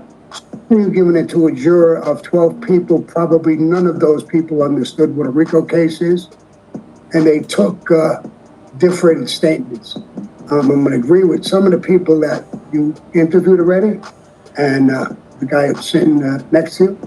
And a lot of this was consensual, and that's what really blew it out of the water for the defense. It sounded like a win when, you know, you do something violent. Listen, you had a female lawyer talking a little while ago, and she says it's about race, it's about women, it's nothing to do with race or women. There was black, there was white, there was everything. But the point is that when you're having consensual sex, it's a different ballgame. It's not a crime. Sammy the Bull says racketeering was set up for mafia, not for a situation like this. That's what he said. It's not that much of a crime anymore. What blew me away is that when she was calling him back after she got beat up and all of this stuff, and told him, when are we going to have the next freak-off? When's the next party? Yeah. So she's not a victim to me anymore. She's something that they enjoy doing together in their parties, and they're back and forth. So how do you make her a victim? Because she's just a woman? That's what that other lawyer was saying. I think that's very interesting, because I think that is what the jury, who were 8 men, 4 women, that is the conclusion they all reached. They clearly did not believe what the 2 women were saying. They did not believe it was non-consensual. Absolutely. Let me go back. I didn't either.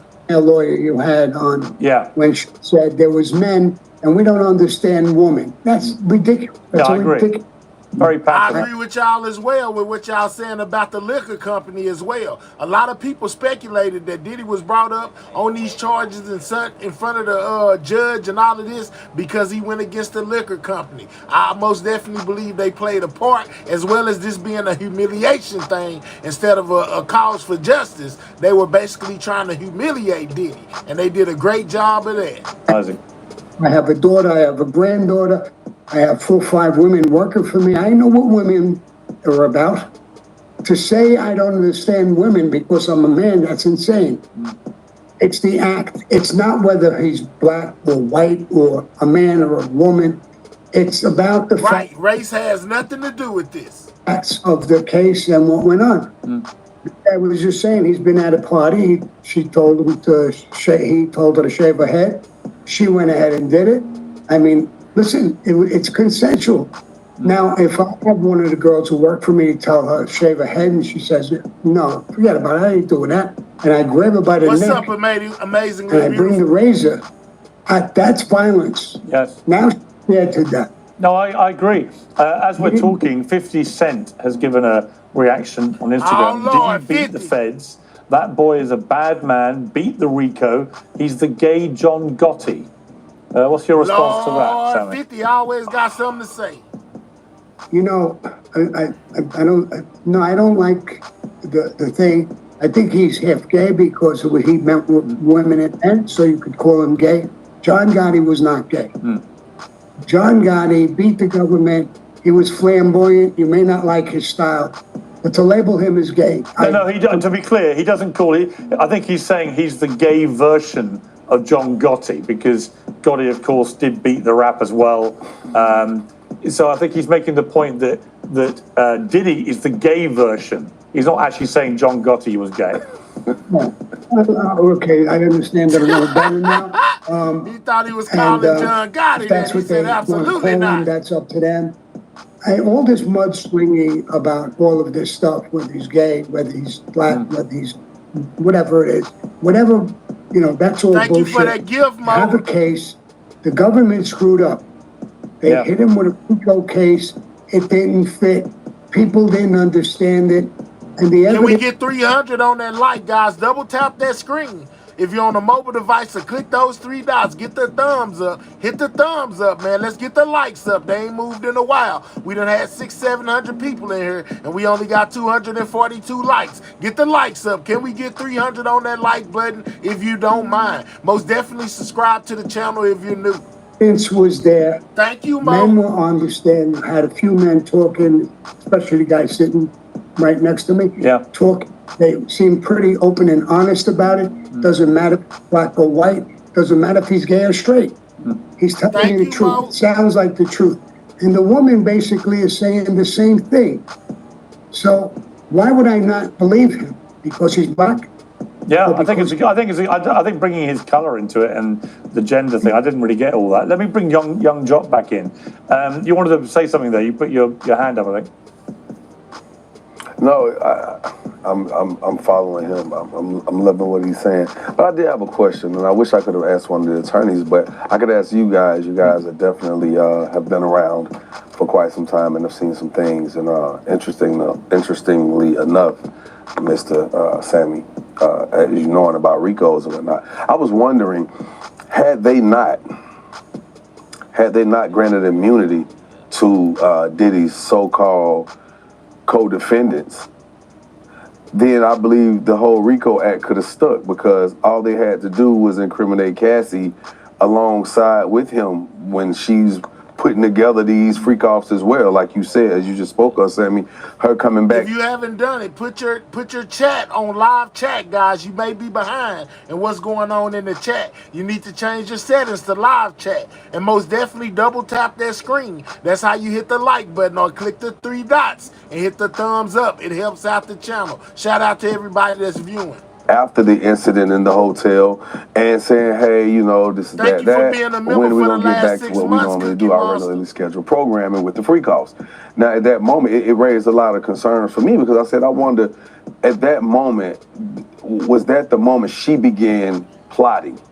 That's a really interesting question. In other words, I do. So, Sammy, I think you understood it very quickly, but what he's saying is that was she basically covering her own potential criminal exposure by going after Diddy the way she did? She then couldn't become herself part of a wider RICO charging. Right, and you testified. In other words, we used John Gotti. John Gotti got indicted. I was the underboss. I got indicted as well. No matter what I said, I was the RICO as well. So they too could understand the RICO. Now there was captains and lower level guys who were in the family. They were all getting indicted. That's RICO. You're after the whole organization. It's not a single person. That's not a RICO. Exactly. Not one man. He's not a whole organization. And do you think maybe, Sammy, that Cassie Ventura, as young Jock is suggesting, she may have seen the way it was all going and thought, I better get in here and protect myself.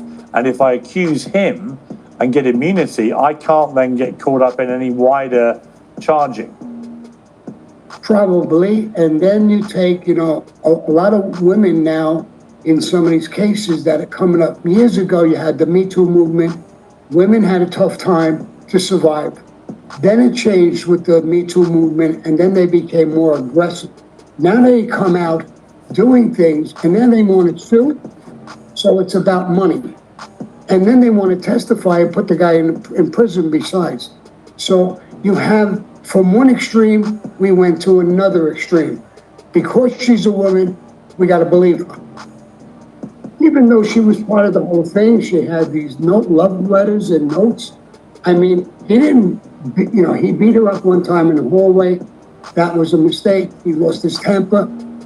He could have hit her and beat her worse. He was frustrated. He did what he did. That's a crime. He could have been on that one particular crime or certain things, but not everything that they brought against him, and it failed. It failed. It definitely failed.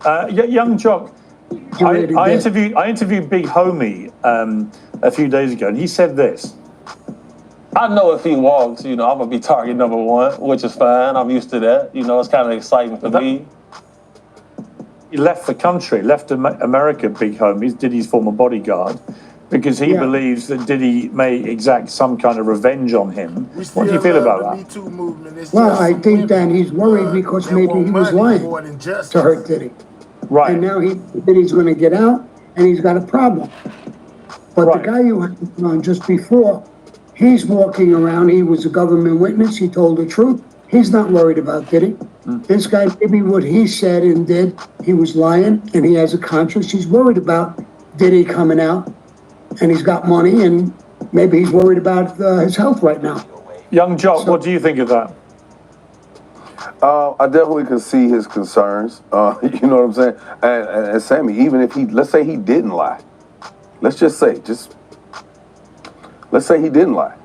The fact that he's given up all of his information, which some of this information is kind of like, what if it wasn't really this bad, but because I'm giving up this particular information, it makes it look that bad. You know what I'm saying? It's like, I give you a perfect example. If something happened between two adults in a single space, and it's just two adults, it's bad, right? We saw the video where he and Cassie, this fight. Everybody talk about the video. It was bad, right? And he has done it. He had done it before, just to be clear. But had a child been present, that would make it even worse, right? 10 times worse. So what I'm saying is, so Big Homie may have been giving up certain information that made these scenarios appear to be even worse. You know what I'm saying? It's just like right now, if you talked about murder, let's say murder happened at night. You kind of expect it to happen at night. But when people say it happened in broad daylight, it amplifies, it magnifies the whole overall situation. So I think Big Homie probably said some things that may have made situations worse that he didn't have to say, embellishing somewhere. And the moment. What do y'all think about the people saying, hey, if Diddy is acquitted, I'm getting up out of town? They moved out the country. I think Audrey O'Day said that, as well as Big Homie, man.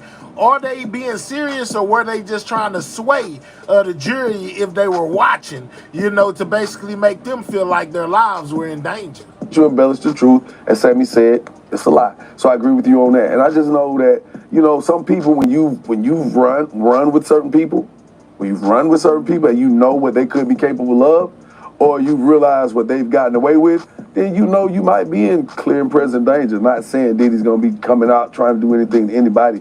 I'm pretty sure right now, all he wants to do is get back to his safe place, take a shower in his own tub, get back to his kids, and try.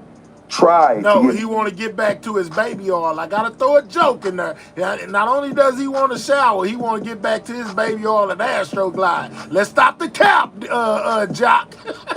Let's stop the cap. Back to his regularly scheduled programming. But we all know as adults that the regularly scheduled programming will definitely be edited, to say the least. And also, I would say, the same thing. And Young Jock, this is going to have a profound effect, this case, on the whole world of music, isn't it? And in particular, hip hop and rap and everything. Isn't this going to change people's behavior probably irrevocably?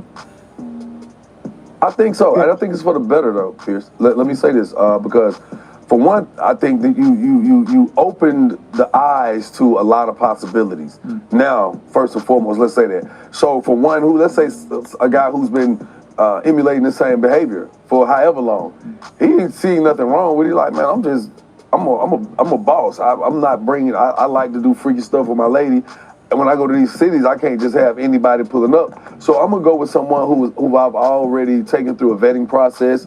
We've gotten to know this person. We've done business with them and having issues. So you continue to do business with this person. You know what I'm saying? So it's kind of like, how do we get into a place where it's no longer prostitution or sex trafficking? Because thank you, Miss Pooh Bear, for the super chat. She say everything news. Make sure you like, share, and subscribe to the channels, guys. We most definitely need 20 more likes to be at 300. 20 more, y'all. Double tap that screen or click the 3 dots and hit the thumbs up. This is Young Jock and Sammy the Bull, as well as a host of other people's take on Diddy being found not guilty, guys.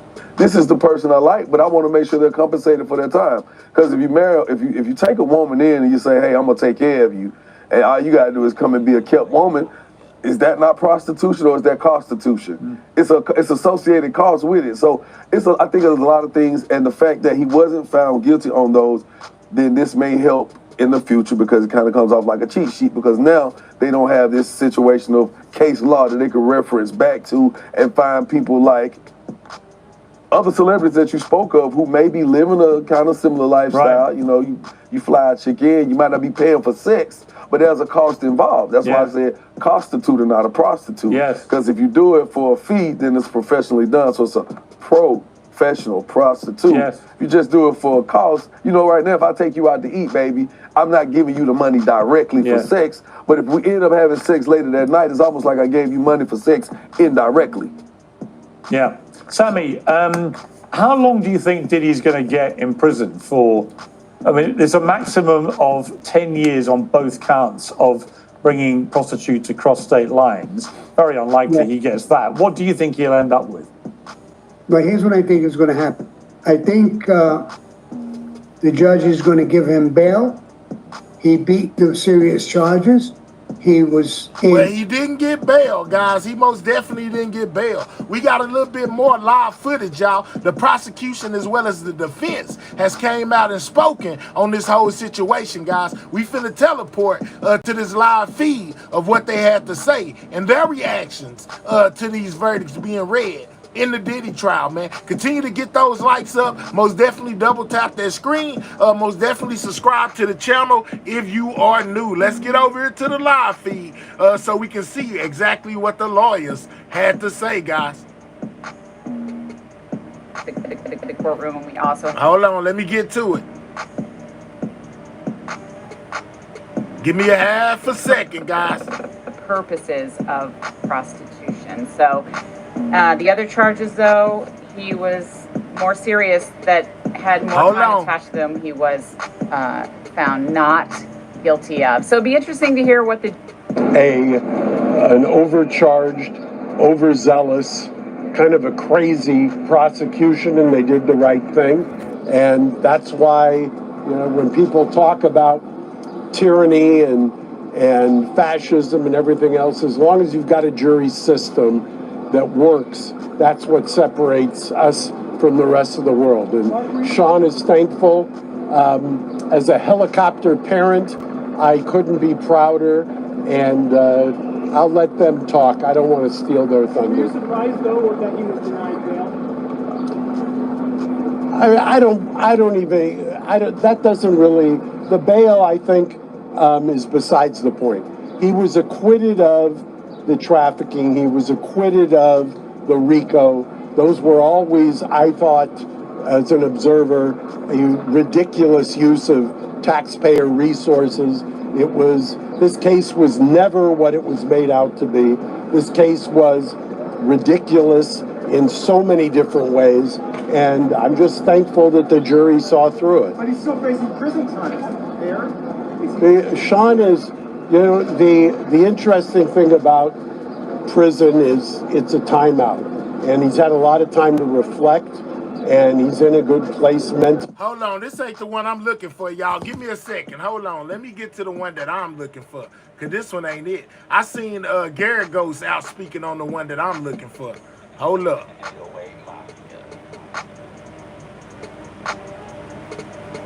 Have really said all right, here we go. This is the one I was looking for. Thank Sean for the privilege Hold up. of this opportunity to help him clear his name. after all, not a party, so we're all here. Here we go. Diddy's defense team, guys. All right. Thank you all for being patient. Am I speaking loud enough? You all can hear me okay? All right. Today's a great victory. It's a great victory for Sean Combs. It's a great victory for the jury system. You saw that the Southern District of New York We need 3 more likes, guys. Click those 3 dots, hit that thumbs up. They're not stopping, but one thing stands between all of us and a prison, and that is a jury of 12 citizens. And we had a wonderful jury. They listened to every word, and they got the situation right, or certainly right enough. They acquitted him of the sex trafficking, which he was absolutely innocent of. They acquitted him of the racketeering conspiracy that he was absolutely innocent of, and all of the components to it. The kidnapping, he was innocent of that. The arson, he was innocent of that. The obstructing justice, he was innocent of that. And that is no longer just me saying that. That is the verdict of our jury. So today is a great day. Today is a win. Today is a victory of all victories for Sean Combs and our legal team. And I want to say one thing. There are very few people around whom a legal team could coalesce and become one. And Sean Combs is that person, and we are all blessed to be part of it. And I am now done speaking to you, and I'm going to turn it over to Ms. Garagos. All right, I first want to thank my client, Sean Combs, for trusting us, myself and everybody here, this incredible This is Diddy's defense team speaking, guys, live. Without him, we would not have been able to do this. He is incredible, and I want to thank him. I want to thank the jury for putting such great care into this case. They came early every single day, and I want to thank them, as I said in my opening, standing between all of us and the drastic consequences of the criminal convictions of sex trafficking and RICO is a jury of our peers. And I thank them. I want to thank the judge. And hey, Miss Karen. Despite the terrible conditions at the MDC, I want to thank the good people who worked there, who ensured that we had sufficient amount of time to prepare for trial. It is extremely difficult to prepare for a federal case in the conditions at the MDC, and they did everything they could to make that happen. I want to thank them. I also have been saying this since the beginning of this case. Sean Combs has not sexually assaulted anybody. I've been saying this for months. We've said it with each lawsuit that came out, and today that was proven true. The media got it wrong about Sean Combs every single day for nearly 2 years. I ask that for every time you guys see a civil lawsuit, criminal complaints or criminal indictments, you actually take a look and analyze these and see whether or not these are actually going to stand up in a court of law. Because today they Thank you, amazingly beautiful. He has not sexually assaulted anybody, certainly hasn't sex trafficked anybody, and the jury found that today. Thank you. I am now going to pass this over to Mr. Steele. Oh, Brian Steele. Good evening. Good evening. I want to thank the ladies and gentlemen to my right and my left. There's not a better group of honest and ethical, hardworking, and zealous lawyers, and I especially wish to thank Mark and Tenny for allowing me and everyone else to come together.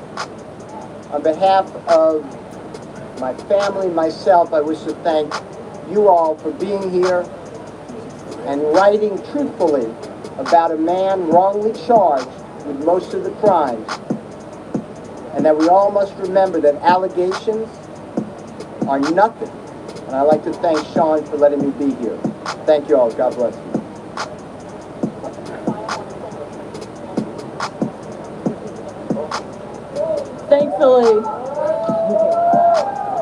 Thankfully, this is Diddy's defense team, guys. We have a right to a jury trial.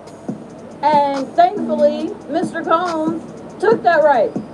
He actually battled for his freedom, for his innocence. He did it. And a lot of times, you know, people are too afraid to do it. And he did it, and we're so happy that he did. We're proud of him. We are completely honored that he put his faith and his trust in us to fight for him. Today is a major win to show what the system can do. We appreciate and we're so thankful to the jury. Thank you to the court. Thank you, New York. It's been a pleasure being here and fighting in your district. Thank you so much. And listen, we appreciate the media. We do. There was a lot of reporting on the accusations. There was a lot of reporting on the indictment. Please report just as vigorously on the acquittal of these counts, please, because that's also the right thing to do. Thank you.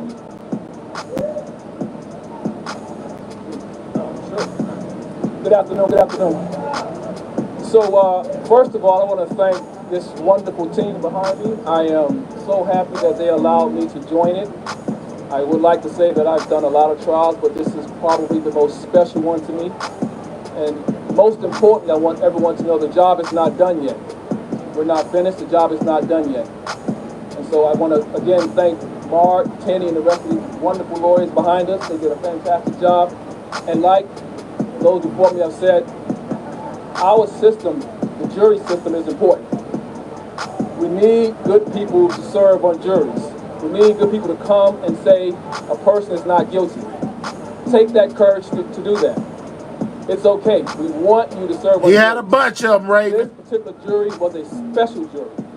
It was fantastic. It listened. It paid attention. It put the nonsense to the side. It put the distraction to the side and came to a lawfully good, just conclusion. Juries are important. Juries are important. But more important than that, I think, is people wanting to be on juries. So for all of y'all listening, for all y'all out there in the public, please accept the call. Become a juror. Somebody said you need dental work, sir. Thank you very much.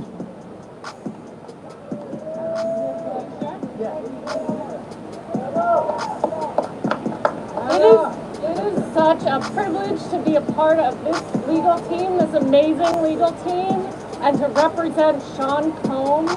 And this is a reminder to everyone, I hope, about the flaws in the criminal justice system, and for everyone to take a second look when the government charges people with crimes, and especially when the Southern District of New York does here. And so I hope everyone takes that seriously. And we take this as an enormous victory and win. This is a huge win. He was acquitted of sex trafficking, acquitted of RICO conspiracy, and he will be able to sleep well at night knowing that. Okay, thank you to everyone. I appreciate it. But wait, there's more lawyers, guys. I go another one. Well, I want to start just by thanking my family and the families of each of the lawyers here for giving us the space and the time to serve Sean and to fight for Sean. I want to thank the court for giving us a fair fight. And you see what happens when you have a good defense team come together in front of a court that gives the defense team a fair fight. And finally, I just want to thank Sean for giving me the honor and the privilege of serving him. Thank you. There's more.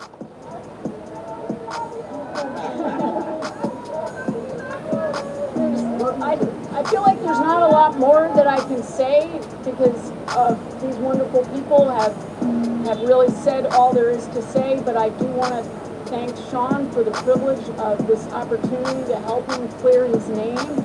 After all, with the Southern District coming after him, guns blazing, it really is a testament to the fact that when you get a fair trial and a jury of your peers listens to the evidence, they will do the right thing. And I just want to say again how proud I am to be part of this team and to have helped Sean get a just verdict. But wait, there's more.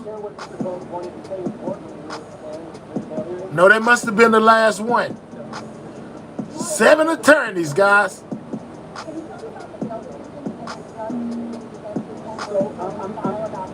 I'm not going to talk about the bail decision because it's still a pending unresolved matter. And I don't think we're going to take any more questions. I want to thank you all. You guys have been so diligent and dedicated. I pass you guys in the rain. I walk by you in the sun, and you're all out here every day. Make sure you subscribe to the channel if you have not. But I don't think we're going to take any questions.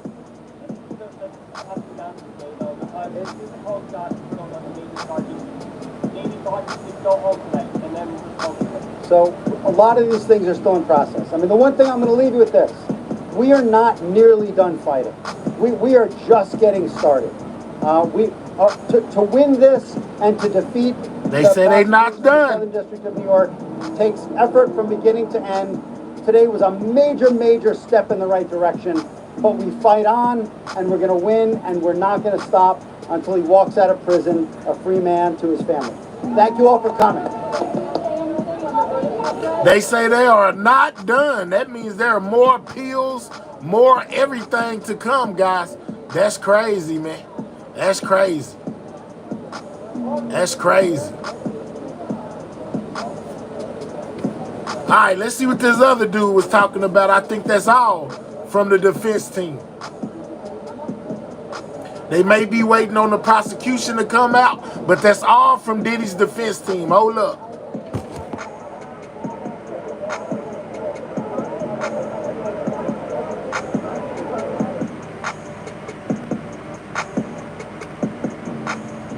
Let's go back to what this other dude was saying.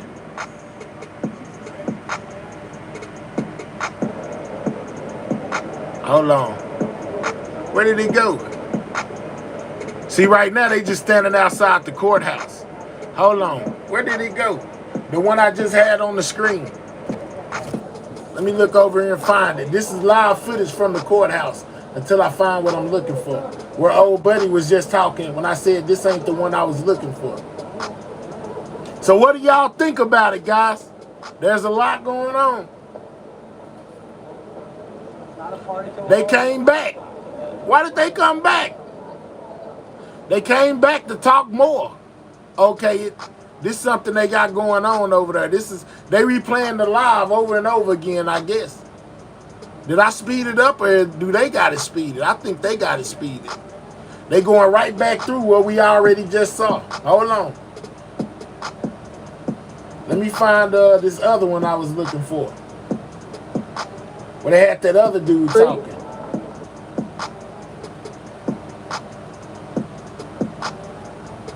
Well, that might be it, because I don't see it no more. Yeah, they most definitely doing that on their own.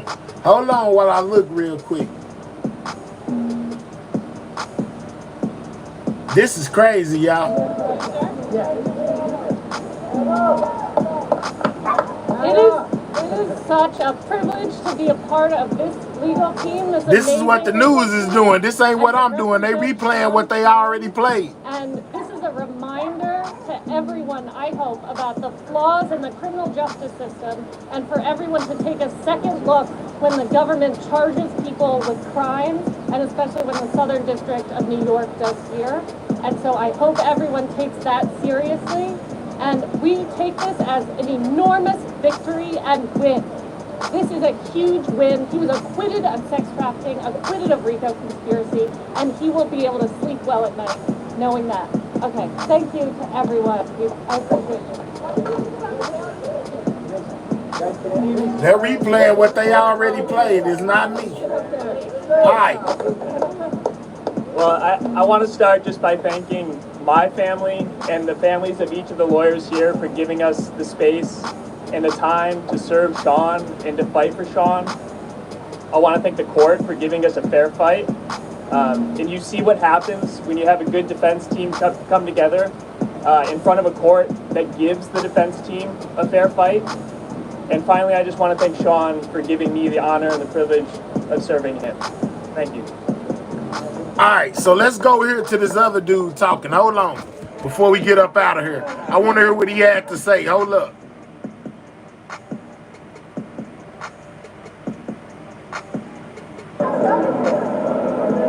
I can tell you that I talked to Sean. For those of you who know, I've known him for almost 20 years. And he's thankful, he's relieved, and he thanks the jurors. I think the jurors did what jurors do, which is they saw through an overcharged, overzealous, kind of a crazy prosecution, and they did the right thing.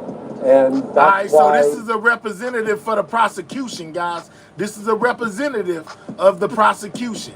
It says colossal failure by prosecution. Representative says. You know, when people talk about tyranny and fascism and everything else, as long as you've got a jury system that works, that's what separates us from the rest of the world. And Sean is thankful.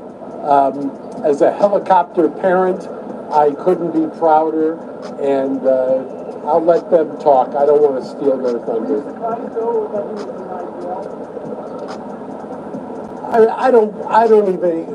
That doesn't really, the bail, I think, is besides the point.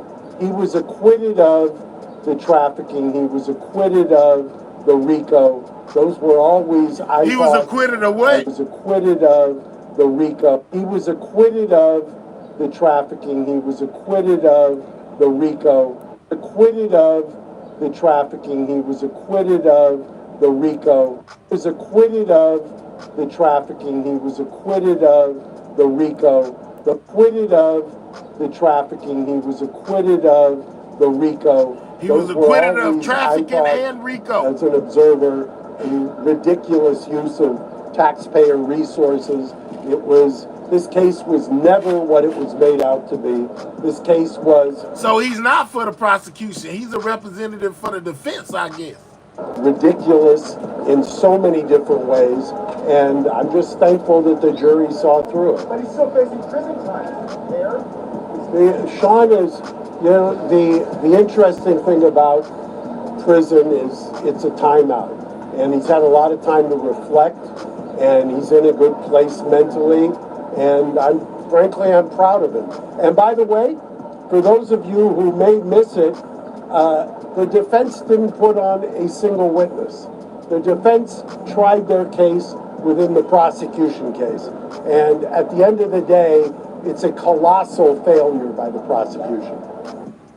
Well, there you have it. A colossal failure by the prosecution. Y'all want to hear what Cassie's lawyer had to say, or are y'all ready to get up out of here? Let me know. Put a 1 in the chat if you wanted to hear how Cassie's lawyer, you know, basically responded to Diddy's acquittal, guys. Or are y'all ready to go? Let me know. Which one is it? A 1 for yes and 2 for no? Do y'all want to hear from Cassie's lawyer, you know, about Diddy getting acquitted? 1 for yes, 2 for no.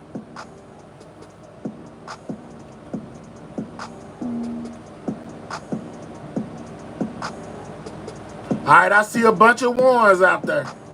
You can't hear the sentencing until October 3rd. All right, let's bring up what Cassie's lawyer had to say about all of this. Let's go. Hold on, let me pull it up.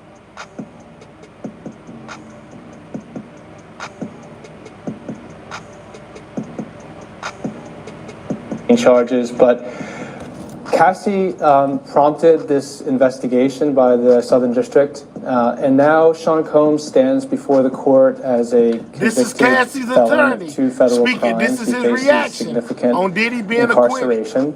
Not the exact outcome that we wanted, but we are grateful to the jury for finding a guilty verdict on those 2 federal crimes. I want to get back to what you were just talking about, but first I have to ask you, have you had the chance to speak with Cassie? I have, yeah. So I had an opportunity to speak with her, as did the government prosecution team. She's of the same view. Back in November of 2023, Cassie had a choice. She could accept an 8-figure settlement offer and move on with her life and sign non-disclosure agreements, or she could file a civil lawsuit and hold Sean Combs responsible for what he did to her. We most definitely are unbiased.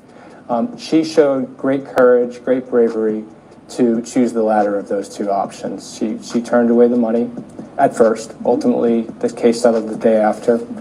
And she went through a year-long process of preparing for this trial. I thought, and I think people who saw her testify, she was a great witness. She was graceful. She shined a light on this. Jane read the complaint. She came forward. Many other people have come forward, are going to be seeking to hold Sean Combs responsible in the civil courts. And so it's not all lost. He's now, as I said, he's never been held responsible for anything in his lifetime. He was acquitted on charges when he was in New York with a gun case, and now he is a two-time convicted felon, 2 federal charges. The I hate to tell you, Sonya, he's far from broke. The jury verdict was read that they're going to be seeking consecutive terms, and they're going to be seeking lengthy prison incarceration. And so Cassie... Yeah, I hate to say it, but Diddy was making money the whole time Diddy's been locked up. Diddy's still been making money. Diddy is far from broke, guys. He was comforted in knowing that not only has she played a role in the criminal prosecution, but that she has shined a light on this behavior by Sean Combs, and many other people have come forward, not only about him, but about other people in the entertainment world as well. Now, I want to go back to something you said, which is when she filed that civil suit in November 2023, that this is really what started it all. And it really is in the civil sense, but also in the criminal sense. In this trial, and I was in the courtroom for most of the days, we heard both the defense and the prosecution say that this investigation, this federal investigation, began because of Cassie Ventura. How does that weigh on her to realize that Sean Combs would not have even been in a courtroom if not for her? Well, I think it's given her some agency in life, where for 10 years he told her what had to be done and she had no choice. This was her ability to say, no, I'm not going to accept this 8-figure settlement. I'm going to file this lawsuit. And that's what she did. And so she is really gratified in knowing that other people have come out since the filing of the civil lawsuit, and that you're correct. As far as I know, there was no pending investigation into Sean Combs prior to her filing the civil lawsuit. We were contacted very soon after we filed, and this investigation ensued. And the team, the prosecution team, I thought did an excellent job. Again, what's up, not the outcome I'm sure that they wanted. They didn't get the top counts, but they at least were able to secure 2 convictions of 2 federal felony charges. Now, you mentioned the settlement, which, as you are saying right here, that Cassie had 2 choices, which was take the money, sign an NDA, or file a civil suit. She chose to file the civil suit. Now, she did reach a settlement within 24 hours. It was very quick, but this was after she filed the civil suit, after all of her bombshell allegations were out in the world.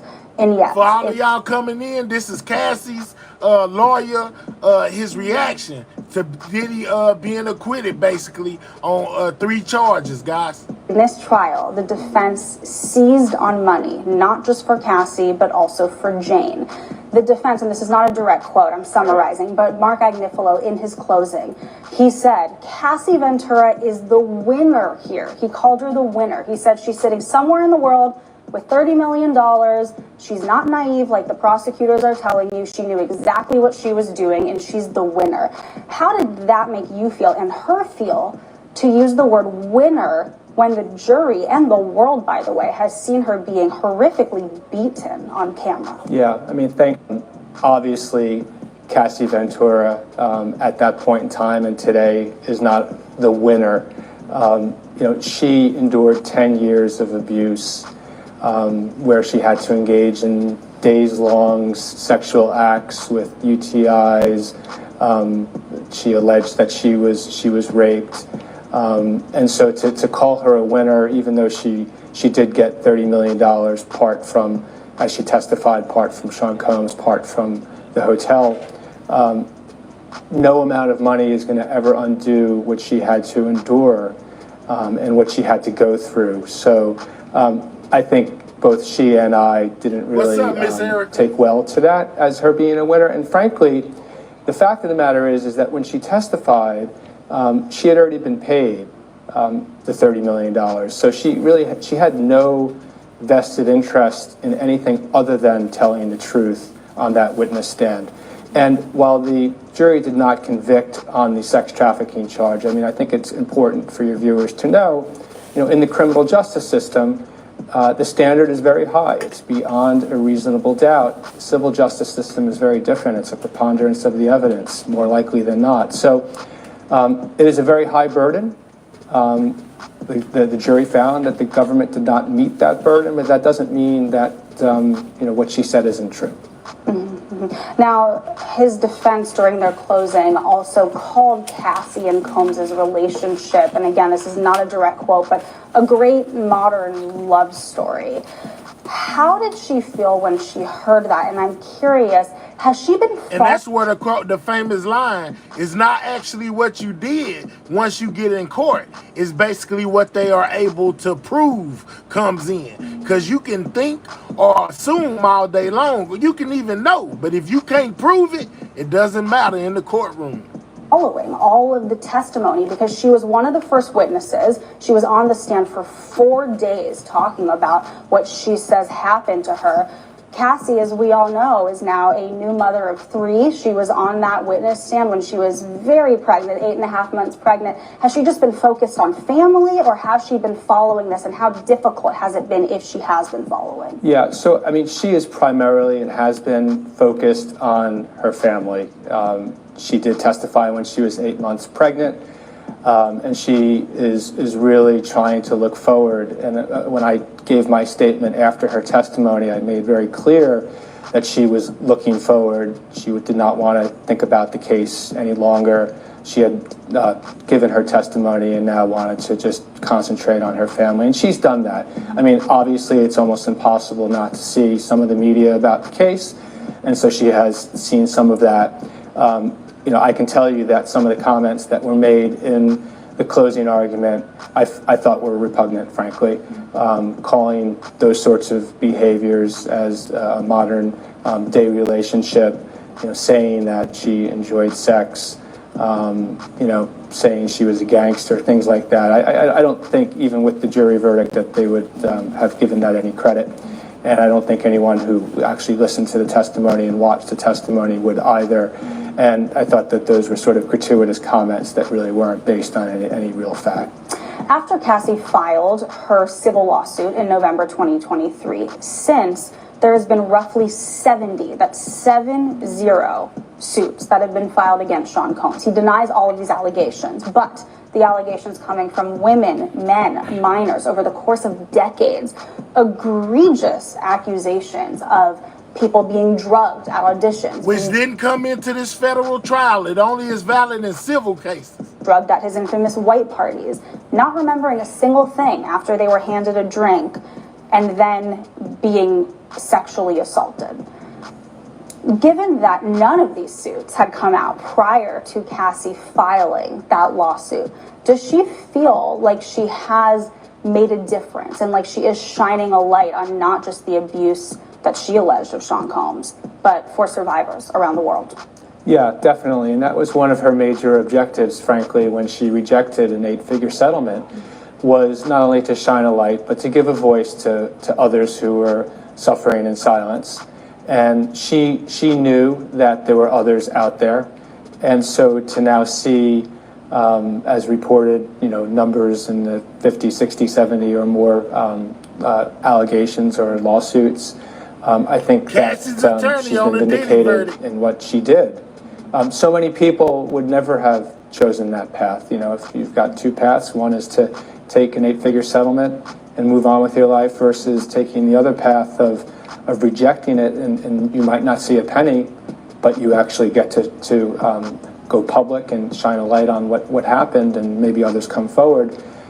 She should really be applauded for what she did. Mm-hmm. And as I said, the National Domestic Violence Hotline, I had asked them for some reporting if they had seen an influx of calls after Cassie came forward, and they had. The numbers really spiked. She spoke directly to survivors of domestic violence. When she posted on her Instagram, she thanked everyone and she said that domestic violence is the problem. Has she been hearing from different survivors ever since she came forward? A lot of the different organizations that support survivors have reached out to her and to us because she is really not the official spokesperson, but what she did was so brave and courageous, and so people see that, and they have shown fortitude in coming forward as well. I can tell you anecdotally as well, just that my law firm, which handles many of these cases, has seen a great increase in the number of cases since she came forward, because other people, women primarily, Now this guy really looks like Mr. Burns from The Simpsons. He looked like Mr. Burns for real. No cap. empowered that if Cassie can do this, I can do it as well. And so, my hat really goes out to her. I'm really proud to be her lawyer. There aren't many clients like her. Mm-hmm. Now, when our team at CNN released that hotel surveillance footage, I had reached out to you for comment, which is a common practice in journalism, and you gave us a statement that we used in our report. But I've never been able to ask you a question, which I am curious. Had Cassie ever seen that video before our team aired it? She hadn't, but we had described it in the complaint, and so when the video came out, it corroborated everything that she said. She had heard that a video was out there. She wasn't sure exactly what had happened with it, but she had never actually seen it. But it really, when we saw it and we look back at the complaint, it really, again, it was just amazing to see how it corroborated everything that she had said in that civil complaint. So everything in her civil complaint was from her memory. It was her experience, and she had told you that. That's right. But she had not seen it. What was it like for her to see it? And I recognize that as I'm asking you this, it was our network that aired it, but to see it in such a public way, and suddenly have this very private moment out there, what was that like for her? I think it was very disturbing for her. Again, she's never, and she never will get over the treatment that she suffered. If we didn't have that video, I'm sure Sean Combs would have denied that there was any physical incident at the hotel on that day. If she didn't have the pictures and photographs of other incidents, he would have denied those as well. And so obviously the video shows what he did.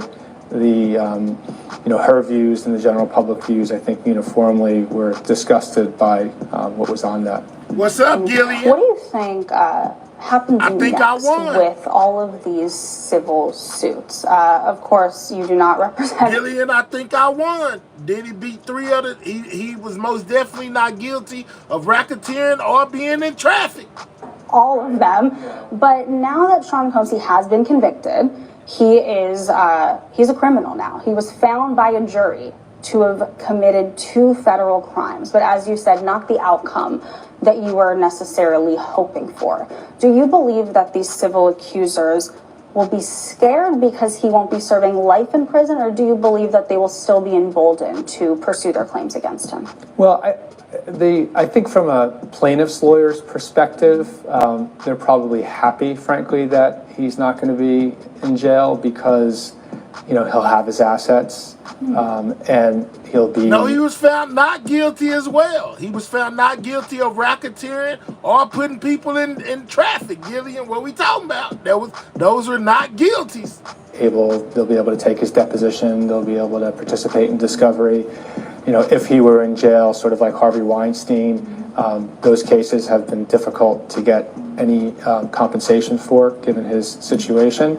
If he had been convicted on RICO, there may have been asset forfeiture along with that as well. So, just from a practical standpoint, not a bad thing for those civil cases. And even if he had been convicted of RICO and or sex trafficking, that wouldn't have necessarily have helped those other plaintiffs, because most likely that sort of evidence would have been excluded from those civil trials anyway. So, net, I don't... Bowden, he may be looking at 5 to 20, but he ain't gonna get now one of those 20 years. He ain't gonna be in there long at all. I hate to tell y'all that as well. I think there's really it might even be a positive, frankly, for those other civil lawsuits. I can't really comment on, the strength of those lawsuits. We only have one of them actually pending, but I hope that the ones that are valid all succeed. Mm-hmm. And will you be pursuing that one client's claim? Sure. So interesting to hear that perspective. And of course, you represented victims of Harvey Weinstein as well. Now, you're also a former prosecutor. So what do you think we're looking at here for sentencing when it comes to these two convictions? Each carry a maximum. I don't know, Gillian. I think in a way we both won. Because I most definitely told y'all he wasn't going to jail for no racketeering or no in traffic. I thought that the case was weak, and he wasn't going to be convicted, and he wasn't. But yet and still, he was convicted on 2 other charges that carried 10 to 20. So kind of in a way, we broke even. Term of 10 years. The prosecutors have said that they will be pursuing these 20 years to be served consecutively. What do you think is realistic? I don't think that I'm really the person that would be as qualified to answer that question, but I know the government feels strongly about seeking whatever maximum term that they can do under not only the federal laws but also the sentencing guidelines. And in addition, that they feel that some of the other non-acquitted facts that sort of go to bolster their position that he should be sentenced to maximum or consecutive terms, that they will pursue all of those avenues to the extent that they can do so in a legal and plausible way. And so it would be hard for me to ultimately guess, but I would say this: he definitely faces a substantial prison term, and I do believe he's going to be serving years, plural. It would be very difficult for me to gauge how many years, though. Cassie took the stand for 4 days, and she testified about what, quite frankly, are some of the most embarrassing and traumatic moments of her life. Things that she may have wanted to go to the grave with had it not been for testifying in this trial. How difficult was that for her, or was it cathartic in some sense? So if he gets, let's just say they get him in there and they say, we're going to give you 10 years probation. If he get 10 years probation, then that means that he basically didn't go to prison, right? Gideon, let me know. Would you say have? I'm asking. Because in a way, I feel like we both won at the same time. I won and you won.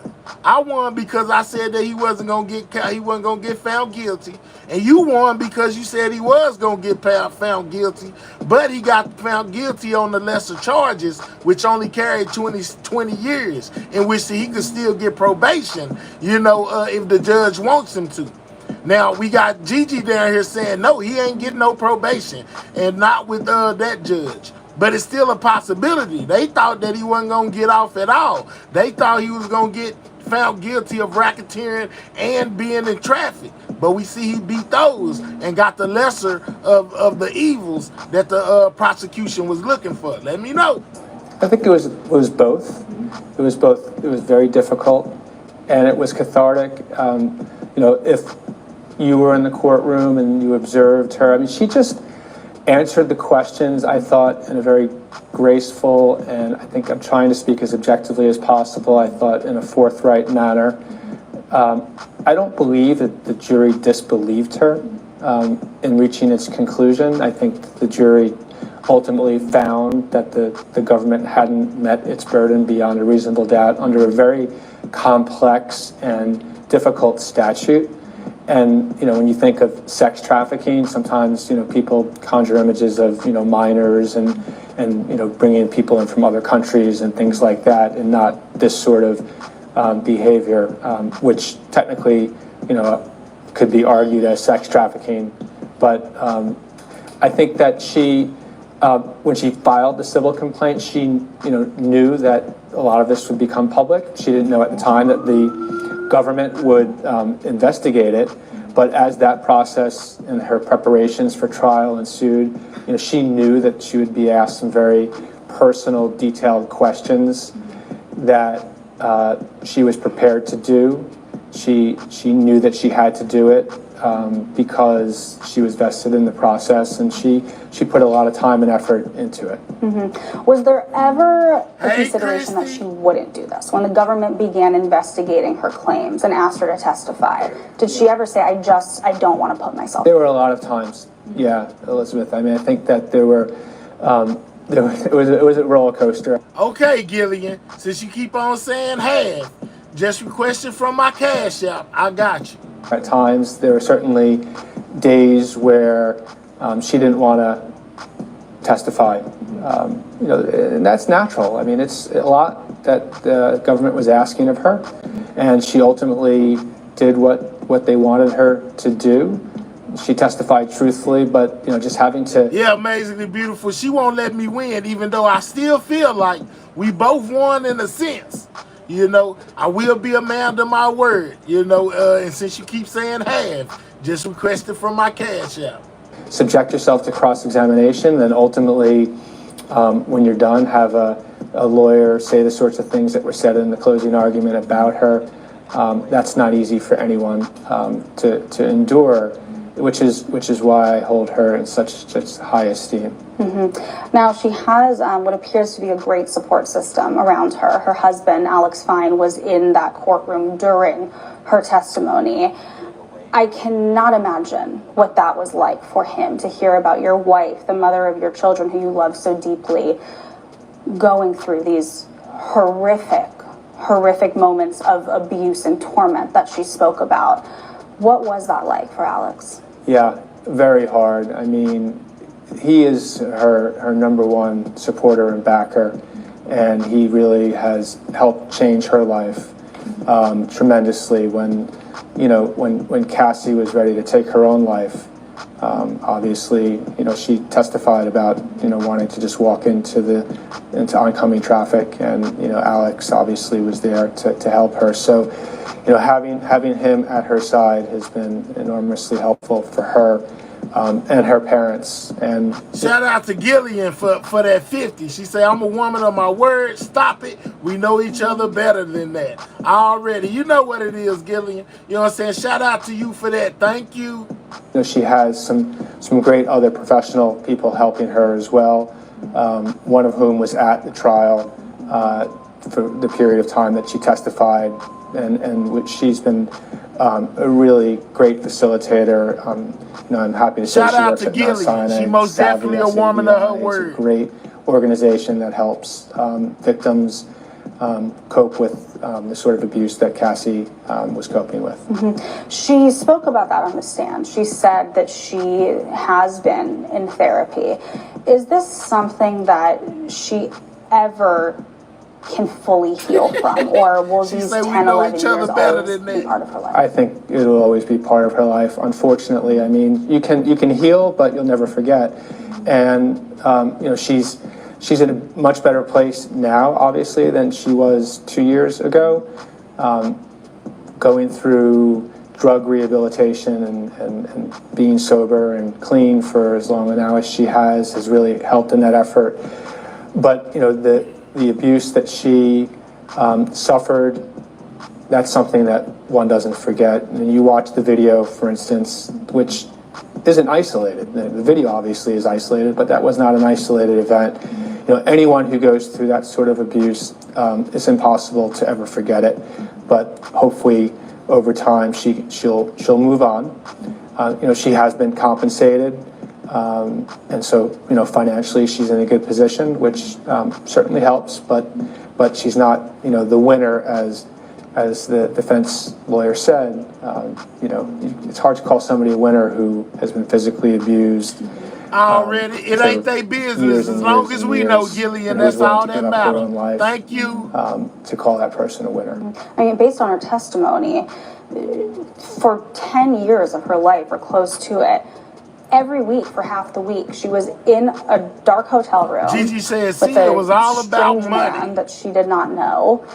Again, according to her testimony, being forced into these sex acts. And as you said, that video from that hotel was not isolated. The jury, and really the world for the first time, heard about the scope of this violence that Cassie said that she endured. We saw photos. We heard her mom, Regina, talk on the stand about how she took photos of her daughter's body with those bruises. It's really just, it's unimaginable to think about what she went through.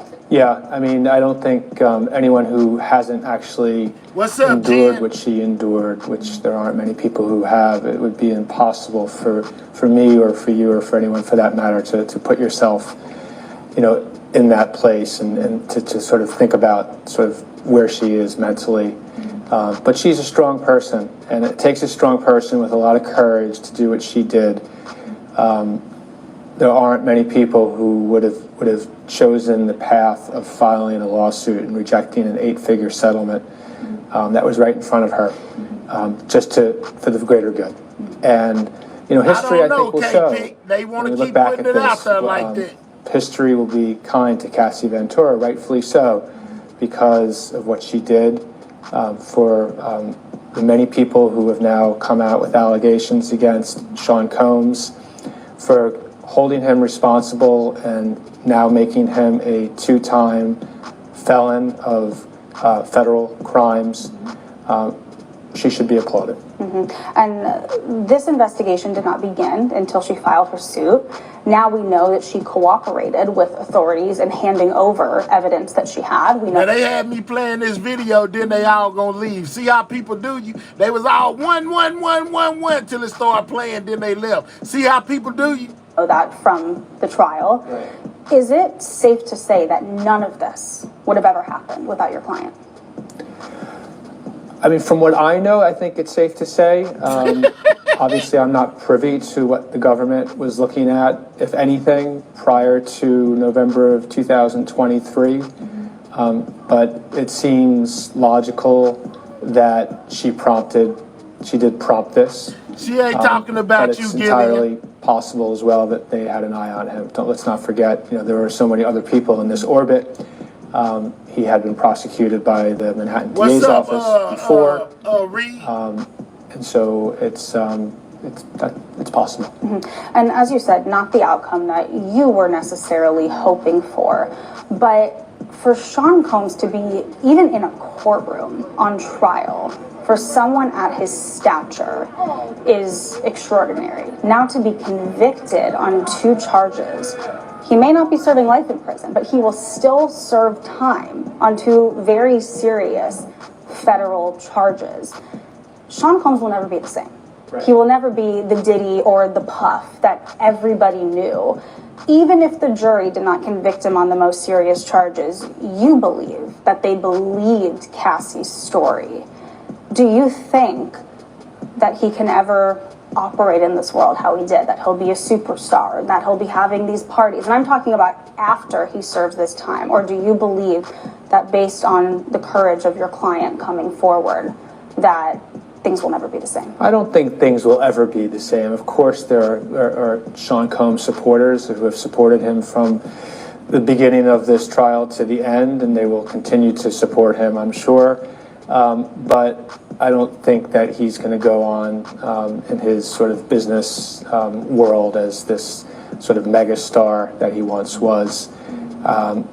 You know, the bottom line is that the facts are the facts, and there were a lot of facts that came out at this trial that were not even controverted. Some of which the defense were very clear to say this case is not about domestic violence. You know, we own that. It was actually their defense. Their defense was, you probably won't think he's a good guy. He's done indefensible things. Yeah, and so to be someone who engages in domestic violence at their own admission, I think appropriately so, is not someone that our society should be embracing. And Combs, when the verdict was read shortly after, he was being ushered out by the marshals because he is, of course, being held in custody. He knelt down. It seemed like he was praying. His family was cheering. His defense was crying. Yes, they evaded the most serious charges, but do you believe that they should be taking a victory lap right now? For the reasons of what I just said about him engaging in this, you know, pattern of violence, which was not controverted, which was actually they indicated it was true. I think victory laps are inappropriate, frankly. There are no winners and losers at all, regardless of the outcome of this trial. There are no. It's a really sad statement about what transpired, whether he was guilty or not guilty. Putting that aside, the Dang, things that Mr. came out Burns of can this talk trial for a are really long deeply time. troubling. And my hope. I hope he does get the right help. That he is somehow able to be clean and sober and turns over a new leaf. But I think the clearest indication that is not going to happen is that when he was under investigation, he knew he was under investigation. He continued, according to Jane's testimony, in the same types of behaviors. And this is while he was, under investigation by the federal government. Now that he has been acquitted of sex trafficking and RICO violations after he serves his time on the charges which he was convicted for. I don't know exactly how much time he'll get, Christie, but I guarantee you it won't be no 20 years. He won't get the max sentence on either one of those charges they stuck him with. It's hard for me to believe that he'll be a new man. But I hope for his sake, and for his family's sake, more importantly, frankly, that he does. Final question. I'm sure Cassie is processing this all right now. This just happened today, less than a few hours ago. Is she proud of? Maybe, Gillian, maybe 5 on each, maybe. If that. They may just give him time served and let him serve the rest of it out on probation. Man, look, the burden that they wanted to prove was the racketeering and the trafficking. So since they didn't get that and they left with the lighter sentences, man, don't be surprised. Don't y'all be shocked. If Diddy gets some form of probation like you seen Young Thug and them get in their trial where they got 15 years probation, 20 years probation with time served is most definitely possible. Don't get it twisted. Of herself for doing this? She is, and I spoke to her right after the verdict, and then I spoke with her with some of the government prosecutors, and she was thanking them. They were thanking her. She's in a good place. People shouldn't be concerned about Cassie. She has a loving family. She has beautiful children. She settled her civil cases. She did what she was asked to do. She's moving on with her life, and I think it'll be a beautiful life with her family and being a... All right, so we got Cassie's lawyer reaction to the Diddy verdict, y'all. He says they should be pleased with it, basically because they shed light on the monster that Diddy was, They most definitely encouraged other people to come forward, which put him in the position that he is in right now. We also took a look at him basically being denied bond, guys. He will not be getting out as of right now. Now, y'all know that Diddy's defense team is more than likely going to try to pull out all the stops they can between now and October when he gets his sentence in order to get him out. We most definitely found out that 3 of the charges against Diddy were basically he was found innocent of, and he was stuck with 2 of the lesser charges, which carry at least 10 years apiece. And basically, I don't feel like, and you got to remember this as well, this is why I say he may get probation, guys. This is Diddy's first time getting in trouble. As far as taking it all the way, this is his first charges that are going to be put against him. He has already spent almost a year incarcerated. And like I said, they didn't meet the burden of proof for the bigger charges where they was trying to give him a life sentence. So he just may, even if the judge hates his guts, he just may be able to walk away from this with a substantial amount of probation. Or he could get 5, he could get 2 years on each charge and be in there for a total of 4 years. Or 2 years if they run these sentences concurrent. You also got to keep that in mind. They also have the possibility of running these charges concurrent to where they won't be 2 separate sentences, meaning he won't have to serve 10 on one and then serve 10 on the other one. No, he would do 10 years altogether if they were choose to give him the max and be up out that thing. which I don't think is gonna happen. So we'll have to keep our eye on it. But I most definitely gave y'all the words of his attorneys, the defense team. They were celebrating. You know, basically they say this is a big win for Diddy. But hell, the feds don't do probation. Yes, they do. It's always an option. They may not always do it, but it is most definitely an option if they want to do it. He could get it. It's most definitely plausible that he could get it if they want to give it to him. Now, they may not, but they can.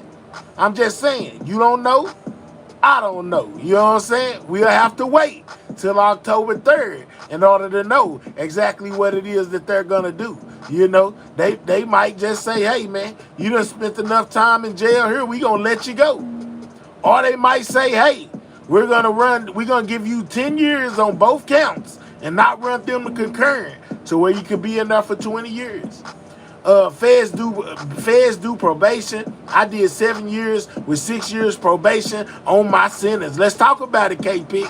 They most definitely do probation. Hell, bet not, less than 10. Man, they gonna get that dude less than 10, watch. P, you can do probation on Fed charges. That's new. You can. You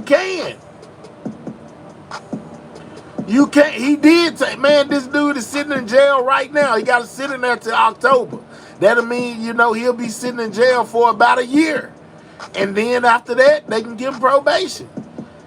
I think them charges to my fly folks shouldn't have stuck. Okay, are we betting? I don't know, Gillian. You know what I'm saying? Give me some time to think about it. I almost lost this time. Yeah, let me think about it. But he most definitely, you know, it's a chance he could get probation, man. You know, whether y'all like it or not, you know, whether you think so or not, you know, that's your opinion. You're entitled to it. But my opinion is that he may just get it. And then there'll be a lot of people upset. They'll give him another year or two to do. Okay, the sentencing has been expedited from October to next Thursday, according to Diane. So we could be seeing some next Thursday, allegedly. I don't know. I'm just saying. As far as what we knew right now, they were saying October, but Diane says it could be next Thursday. So we'll see. Gillian said, let's bet. Oh, man, you got to let me think about it. I'm going to think about it. I'll let you know tomorrow, the next day, or next month. I'm just saying right now. Oh, she trying to get me. Diane say next Tuesday. Okay. Diddy thought he was good. That delusion has been halted. I've been told you that, Mahia. They expedited his sentencing. Okay, well, we finna know Tuesday, guys. We'll know Tuesday what Diddy's fate is. Will he spend the next 20 years in jail? Will he get 2 or 3 years to serve and then get probation? Or will they decide just to give Diddy probation since he beat the racketeering and the being in traffic charge? We'll have to stay tuned in order to know. I'll most definitely keep y'all updated as they keep me updated. We'll most definitely know everything that's in the news on Everything News, man. So shout out to anybody that's under super chat or super sticker. If you sent me a cash out, you know what I'm saying? If you gifted a membership, got a membership, know that you are most definitely appreciated. I appreciate each and every one of y'all that pull up to support the channel, no matter what I got going on, whenever I got it going on, man. Shout out to my moderating team. I got some of the best moderators in the game. You better know it. They keep this chat running smooth without a glitch, man. Shout out to everybody, you know, that support this channel. Y'all be safe out there in the real world as well as these YouTube streets. I have came to the conclusion of my show. I hope that y'all enjoyed it. I hope to see y'all again the next time I go live. And with that being said, y'all already know how this go. Make sure you double tap the screen. If you haven't hit the like button or click those 3 dots, hit that thumbs up. Subscribe to the channel and most definitely become a member. You know, this is one of the best channels on YouTube and we strive to make it the best. I'm just saying. And with that being said, it's time for me to make my grand exit. Y'all already know how this go. Sidewalk Gang, checking out. I'll catch y'all on the next one. Y'all be safe until I see y'all again. I'm gone.